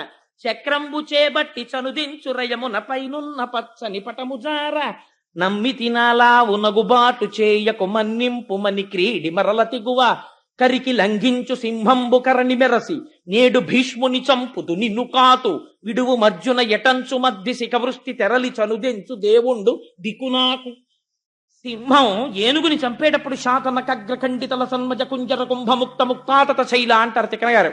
అలా ఒక్కసారి ఎగిరి సన్నటి నడువుతో దూకి ఆ ఏనుగు యొక్క కుంభస్థలం మీద కూర్చుని పంజాతో కొట్టి చీల్చేసి ముత్యాల్ని పైకి తీసినట్టు ఆనాడు ఏనుగు మీద దూకుతున్న సింహం అన్నట్టుగా నువ్వు చక్రం పట్టుకుని గబ వెళ్ళిపోతూ అర్జునుడు ఎదురొచ్చి కాళ్ళ మీద పడిపోతే ఊరుకో అర్జున పక్కకిలే చంపేస్తాను వాడి భీష్ముడిని ఏమనుకుంటున్నాడో, నీ మీద బాణాలేస్తాడా, నిన్ను కాపాడతాను, భీష్ముడిని చంపేస్తాను, నేను ఎవరో తెలిసిపోయినా సరే ప్రపంచానికి చక్రం పట్టుకుని చంపవతల పారేయాల్సిందే ఇవాళ. ఏమనుకుంటున్నాడు, నేను నీ రథం మీద నిలబడి ఉండగా నిన్ను కొట్టడమా అని బయటపడిపోయాడా ఆ రోజున. భక్తులకు ఎంత పరాధీనుడో అలా మాట్లాడచ్చా, అందరికీ తెలిసిపోదు అర్జునుడి పక్షం కృష్ణుడని. అప్పుడేమో బావా ఎప్పుడు వచ్చి తీవు మునుముందుగా అర్జును నేను చూచితిన్ అని అంత టకరదనం ప్రదర్శించాడు. ఎంతో నైపుణ్యంతో సమానంగా ఇచ్చినట్టు చెప్పాడు. ఇప్పుడు బయటపడిపోట్లా ఎవరి పక్షం అని కూడా చూసుకోకుండా నేడు భీష్ముని చంపుదు నిన్ను కాతు విడువు మర్జున ఎటంచు మధ్య శిఖవృష్టి తెరలి చనుదెంచు దేవుండు దిక్కు నాకు. ఆ భక్త పరాధీనుడై ఆ రోజున అన్ని మరిచిపోయి అర్జునుడిని రక్షించడానికి తన ప్రతిజ్ఞ భంగం చేసేసి చక్రం పట్టుకుని దూకేసి నా మీదకొచ్చేటట్టు చేసిన ఘనత నాదే. అలాంటి కృష్ణుడి నేను చూశాను రథంలో కూర్చుని యుద్ధం చేస్తూ. ఆ మూర్తి నా కళ్ళల్లో ఉండిపోయింది. మనకి ఉండిపోగలదు ఆ పద్యం నేర్చుకుంటే శిశపద్యం. అలాంటి కృష్ణుడు ఉన్నాడే భక్త పరాధీనుడై యుద్ధ భూమిలో నడిచొచ్చేసిన నా స్వామి. ఇది ఎవరు గీయగలరండి? ఏ చిత్రకారుడు గీయగలడండి? నిజంగా అలాంటి పటాన్ని గీసిన వాడు ఉంటే అది ఎన్ని ఇళ్లల్లో పెట్టుకోవలసినటువంటి పటం అండి నిజంగా. అలాంటి పరమాత్మ అటువంటి దేవుడున్నాడే, కృష్ణుడు అనలేదు. పొద్దున స్వామి అన్నారే సమస్త ఇంద్రియములకు శక్తి ఇచ్చి అంతటా వ్యాపించిన వాడు ఒక ఆకారమును తీసుకుంటే వాడని నేను గుర్తుపట్టాను. భక్తుల కోసం అంత జారిపోయిన వాడు, అంతకి దిగిపోయిన వాడు, ఆయన్ని నమ్ముకున్న నన్ను మాత్రం రక్షించడా? నాకెవరు దిక్కు? ఈ అంపశయ్య మీద పడిపోయి ఉండగా వాడే నాకు దిక్కు. అట్టి దేవుండు దిక్కు నాకు అని ఆయన అంటాడు. ఆ అర్జునుడు యుద్ధానికి వచ్చినప్పుడు చాలా పెద్ద మొనగాడిలా యుద్ధానికి వచ్చాడు, మహావీరుడిలా యుద్ధానికి వచ్చాడు. కానీ తీరా యుద్ధానికి వచ్చిన తరువాత అటుపక్క దుర్యోధనుడి సైన్యం ఉంది, ఇటుపక్క పాండవుల సైన్యం ఉంది. మధ్యలో రథాన్ని నిలబెట్టారు. తీరా నిలబెట్టిన తరువాత తనవారి చంపజాలక వెనుకకు పో నిచ్చు విజయుని శంకన్ ఘనయోగ విద్య బాపిన మునివంజుని పాద భక్తి యొనయును నాకున్. ఆ రోజున ఇంత అర్జునుడు వాళ్ళందరినీ చూసి అయ్యో బావా, అందులో మా బావలు ఉన్నారు, పినతండ్రులు ఉన్నారు, తాతలున్నారు, గురువులున్నారు, వీళ్ళందరినీ చంపేసి ఈ నిత్తుటికుడు నాకెందుకు, నేను యుద్ధం చేయనని ఇంత బేలైపోయి ఇంత గాంధీవం చేతిలో ఉన్నవాడు జావకారిపోతుంటే ఎవ్వరికీ వినపడనటువంటి రీతిలో భగవద్గీతని బోధ చేసి మళ్ళీ అర్జునుడు చిట్ట చివరికి వెళ్ళేటప్పటికి నష్టోమోహ స్మృతిర్లప్త, నా అజ్ఞానం పోయింది, కృష్ణ పరమాత్మ నీ అనుగ్రహం చేత నాకు స్మృతి కలిగింది, ఏది తెలుసుకోవాలో దాన్ని నేను తెలుసుకున్నాను అని యుద్ధం చేసేటట్టుగా తనవారి చంపజాలక వెనుకకపో నిచ్చు విజయుని శంకన్ ఘనయోగ విద్య పాపిన మునివంజుని పాద భక్తియునయును నాకున్. అటువంటి మహాపురుషుడున్నాడే, అజ్ఞానమును బోధించినటువంటి భగవద్గీతా శాస్త్రం, సమస్త ఉపనిషత్తుల యొక్క సారాంశమైనటువంటి ఆ భగవద్గీత ప్రబోధం చేసినటువంటి కృష్ణ పరమాత్మ యొక్క పాదాల విందముల యందు సర్వకాలముల యందు నాకు భక్తి కలుగుగాక అని ప్రార్థన చేసి ఆయన అంటాడు, తనకున్ భృత్యుడు వినికాచుట మహాధర్మంబు ఉమ్మంచు అర్జున సారథ్యము పూని పగ్గముల సజోగంబునన్ పట్టుచున్ ములికోలన్ వడిపూని ఘోటకములన్ మోదించి తాడించుచున్ జనులన్ మోహమునంద చేయు మహాపురుషున్ సేవించదన్ అంటాడు. ఎంత చిత్రమైన పద్యమో చూడండి. అక్కడికి వెళ్ళినప్పుడు ఎంత చిత్రం జరిగిందంటేట, కురుక్షేత్ర యుద్ధంలో ఆ రథాన్ని పట్టుకుని నిలబడ్డాడు. తీరా నిలబడిన తరువాత దేనికి ఒప్పుకున్నాడు? ప్రపంచంలో 2 పదవులు చెయ్యడానికి ఎవ్వరూ ఒప్పుకోరు. అంటే అవి కొంచెం దిగువ స్థాయిలో ఉండేటటువంటి పదవులు అని భావిస్తారు.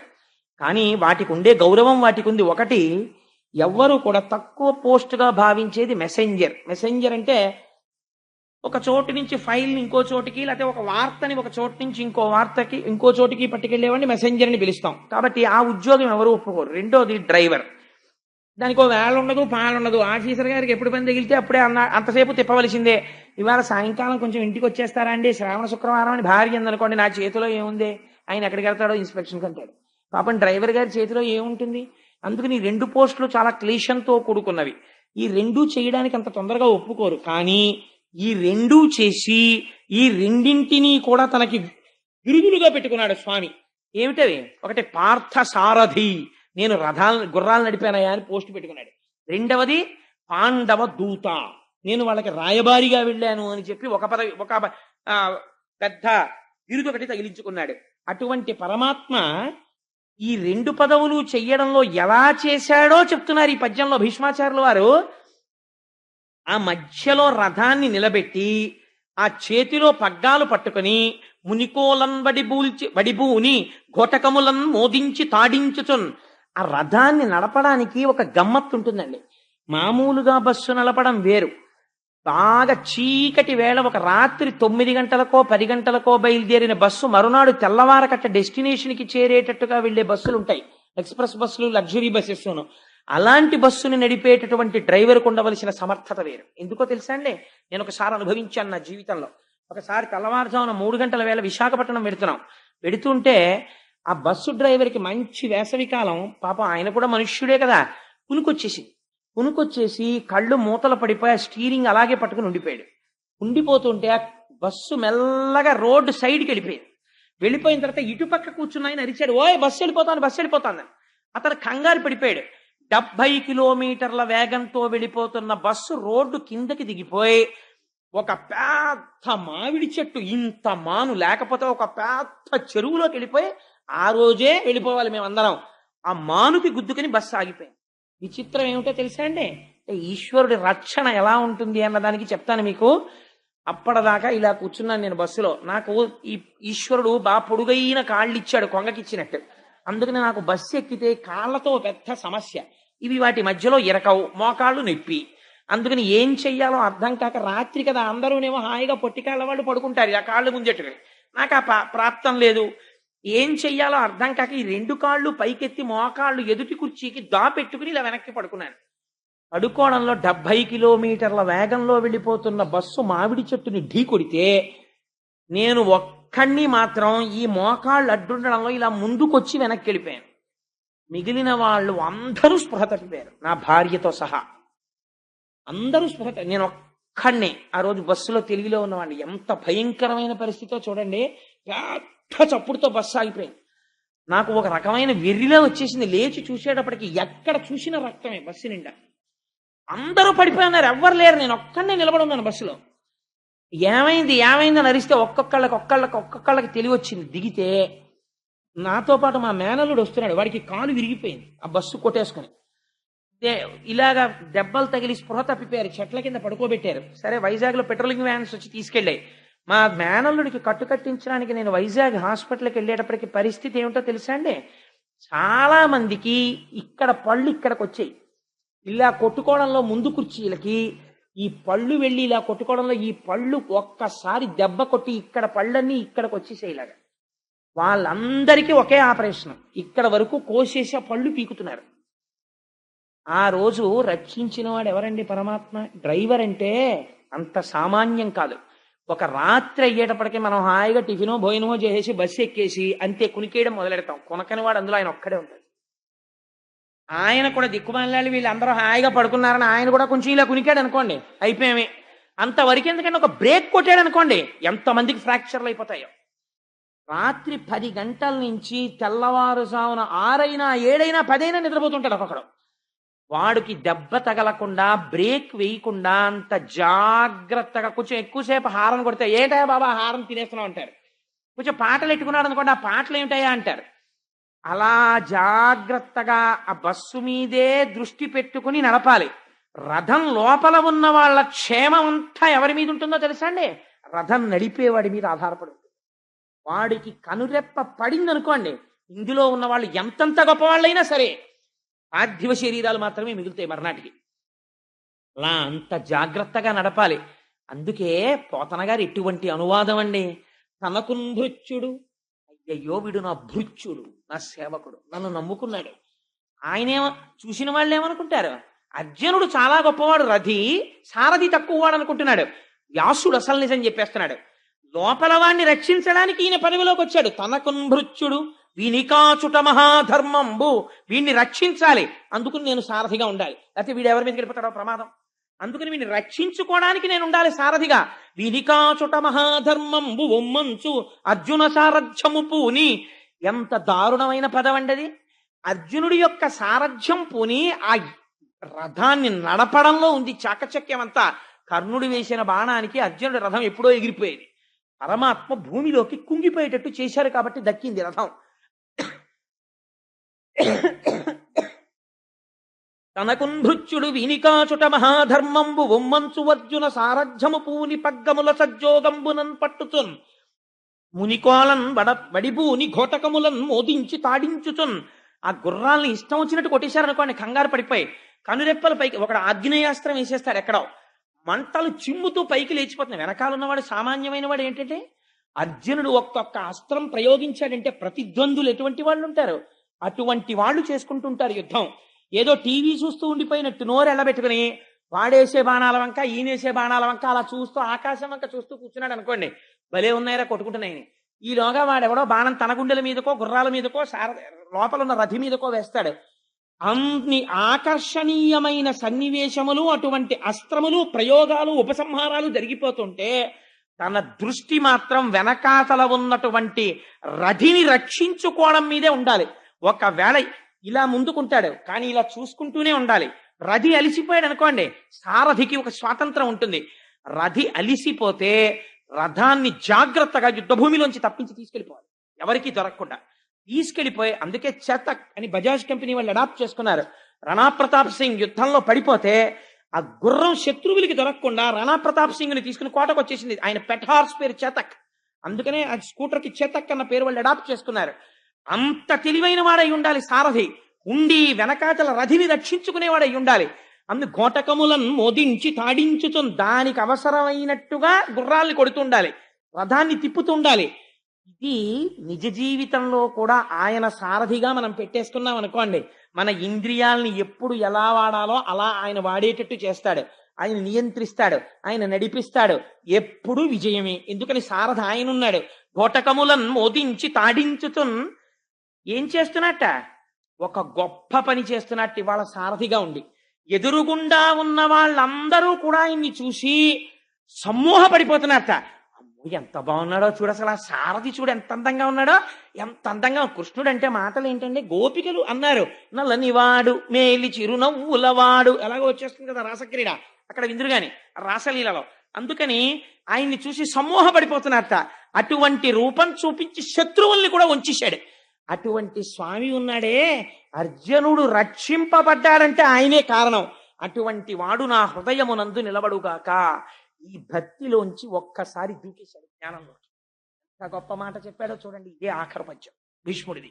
ఆయన అంటాడు, ఒక సూర్యుండు సమస్త జీవులకు తానొక్కొక్కడైతోచు పోలిక ఏ దేవుడు సర్వకాలము మహాలీలం నిజోత్పన్న సస్య కదంబంబుల సరోజములన్ నానా విధానో రూపకుడై ఒప్పుచునుండు నట్టి హరినే ప్రార్థింతు నశ్రాంతమున్. ఎటువంటి ఉపమానం వేశాడో చూడండి. ఒక సూర్యుండు సమస్త జీవులకు తానొక్కొక్కడైతోచు పోలిక ఏ దేవుడు సర్వకాలము మహాలీలన్. ఒకే సూర్య భగవానుడు ఆకాశంలో వెలుగుతూ ఉంటాడు. నేను చూసంటాను సూర్యోదయం అయిపోయింది అంటాను. నా భార్య అంటుంది, అడుగో సూర్యుడు వచ్చేసాడంటుంది. ప్రతివాడికి ఒక్కొక్క సూర్యుడిలా కనపడుతుంటాడు, కానీ ఉన్నదొక్కడే సూర్యుడు. నిజోత్పన్న సస్య కదంబంబుల హృత్సరోరుహములన్ నానా విధానో రూపకుడై ఒప్పుచునుండు నట్టి. ఇదే పొద్దున్న స్వామీజీ అన్నారు, ఇదే మంగళత్వం.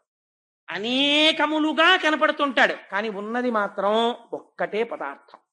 అనేకములుగా కనపడి ఒక్కడిగా ఉండి ఇంతమందికి ఇంతమంది సూర్యులులా కనపడిన వాడు ఉన్నది ఒక్కడే సూర్యుడైనట్టు అంతటా వ్యాపించిన వాడు ఒక్కడే అయిన పరమాత్మ ఎవరున్నారో ఆయన పాదార విందముల యందు నా మనస్సు నిలబడుగాక అని అంతటా వ్యాపించి ఉన్నటువంటి విష్ణు భగవాను ఆరాధన చేసి చిట్ట చివర బొటనవేలు దగ్గర నుంచి ప్రాణాల్ని లాగేసి అష్టమి నాటికి హృదయమునందు నిక్షేపించి అట్టే పెట్టాడు. ఆఖరణ విష్ణు భగవాను ఎదురుగుండా చూస్తూ భీష్ముడు చూశాడు. మనం కూడా ఇక్కడ చూడగలగాలి నేర్చుకుని. అప్పుడు మొదలుపెట్టి విశ్వం విష్ణుర్వషత్కారో భూత భవ్య భవత్ప్రభు భూతకృద్భూత భృద్భావో భూతాత్మా భూత భావన. ఎంత గొప్పవాడో చూడండి.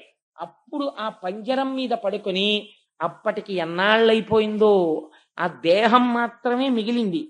బొటన వేలు దగ్గర నుంచి యోగ విద్యతో తీసేశాడు ప్రాణాల్ని, హృదయమునందు నిక్షేపించి ఉంచాడు. ఆఖరణ కృష్ణ పరమాత్మని ఆపాదమస్తకం చూస్తూ విష్ణు సహస్రనామ స్తోత్రం చెప్పి ఆఖరణ వనమాలి గదీశాంగీ శంఖీ చక్రీ చనందకి శ్రీమాన్ నారాయణో విష్ణుర్వాసుదేవోభిరక్షతు, నన్నా వాసుదేవుడు రక్షించుగాక అని ఆఖరణ స్వామినే తలుచుకుంటూ హృదయములో ఉన్నటువంటి తేజస్సు ఒక్కసారి పరబ్రహ్మమునందు కలిసిపోయింది. కలిసిపోయిన తర్వాత భీష్ముడు శరీరం విడిచిపెట్టేశాడు అని తెలిసి ధర్మరాజాదులు తీసుకెళ్లి ఆ శరీరాన్ని అగ్ని యందు నిక్షేపించి అంతిమ సంస్కారాన్ని పూర్తి చేశారు. అటువంటి భీష్మాచార్యుల వారికి ఒక్కరికి మాత్రమే మనుష్యలోకమునందు ఒక మర్యాద ఉంది. ఏమిటో తెలుసా అండి? ఎప్పుడూ ధర్మమును ఆచరించిన మహాపురుషుడు కనుక మానవాళి తల్లిదండ్రులు ఉన్నవారు కూడా భీష్మ ఏకాదశి నాడు తప్పకుండా ఒక పని చేయవలెను. ఏమది? తలస్నానం చేసి భీష్మాచార్యుల వారికి తర్పణ ఇవ్వాలి. తర్పణ ఇవ్వనటువంటి వాడు కృతఘ్నుడు. భీష్ముడికి తర్పణ ఇచ్చి తీరాలి, నాకు కూడా అటువంటి ధర్మము కలుగుగాక అని. తల్లిదండ్రులున్నా సరే దోషం లేదు, భీష్ముడికి ఇవ్వాలి తర్పణ, ఇచ్చి తీరాలి ప్రతివాడు. అటువంటి భీష్మ ఏకాదశి మహాపర్వదినం. అందుకని ఇవాల్టి రోజున ఆ భీష్మ స్తుతిని చెప్పుకొని భీష్ముడి యొక్క జీవితాన్ని ఆయన చరిత్రని ఒక్కసారి చెప్పుకుందాం. ఇంత పరమపావనమైన వేళ ఇటువంటి అసుర సంధ్య రోజున అది చెప్పుకుంటే మన జీవితాలు సార్థకత చెందుతాయని మొన్నటి రోజు చెప్పవలసినటువంటి ప్రసంగాన్ని ఇవాల్టి రోజు చేశాను భీష్మస్తుతి. రేపటి రోజు ద్వాదశి. మనకి భాగవతంలో ఒక నియమం ఉంది, ధ్రువోపాఖ్యానము అని ఒక ఉపాఖ్యానం ఉంది. మిగిలినవి ఎప్పుడైనా వినొచ్చు. కొన్నింటికే కొన్ని నియమాలు ఉంటాయి. అందులో అన్నిటికన్నా చాలా గొప్ప నియమం ఏమిటో తెలుసా అండి? మీరు క్రతువు చేసేటప్పుడు ఒక పుణ్యదినం నాడు ఒక వ్రతం చెయ్యమంటే మీ మనస్సు అక్కడ ఉండొచ్చు, ఉండకపోవచ్చు. కానీ భాగవతం అంటుంది కొన్ని కోట్ల కోట్ల కోట్ల జన్మల తర్వాత ఎప్పుడో ఎవడో ఒక్క మనుష్యుడు మాత్రమే ఈశ్వరుడి అనుగ్రహం ఎవరు పొందారో వాడు మాత్రమే ద్వాదశి నాడు ధ్రువోపాఖ్యానాన్ని వింటున్నాడు. ద్వాదశి నాడు ధ్రువోపాఖ్యానం వింటే ఎన్ని ఫలితాలు వస్తాయో, ఎన్ని గ్రహాలు ఉపశాంతి పొందుతాయో, ఎంత మేలు జరుగుతుందో రేపు మీరు విందురుగాని. అందుకని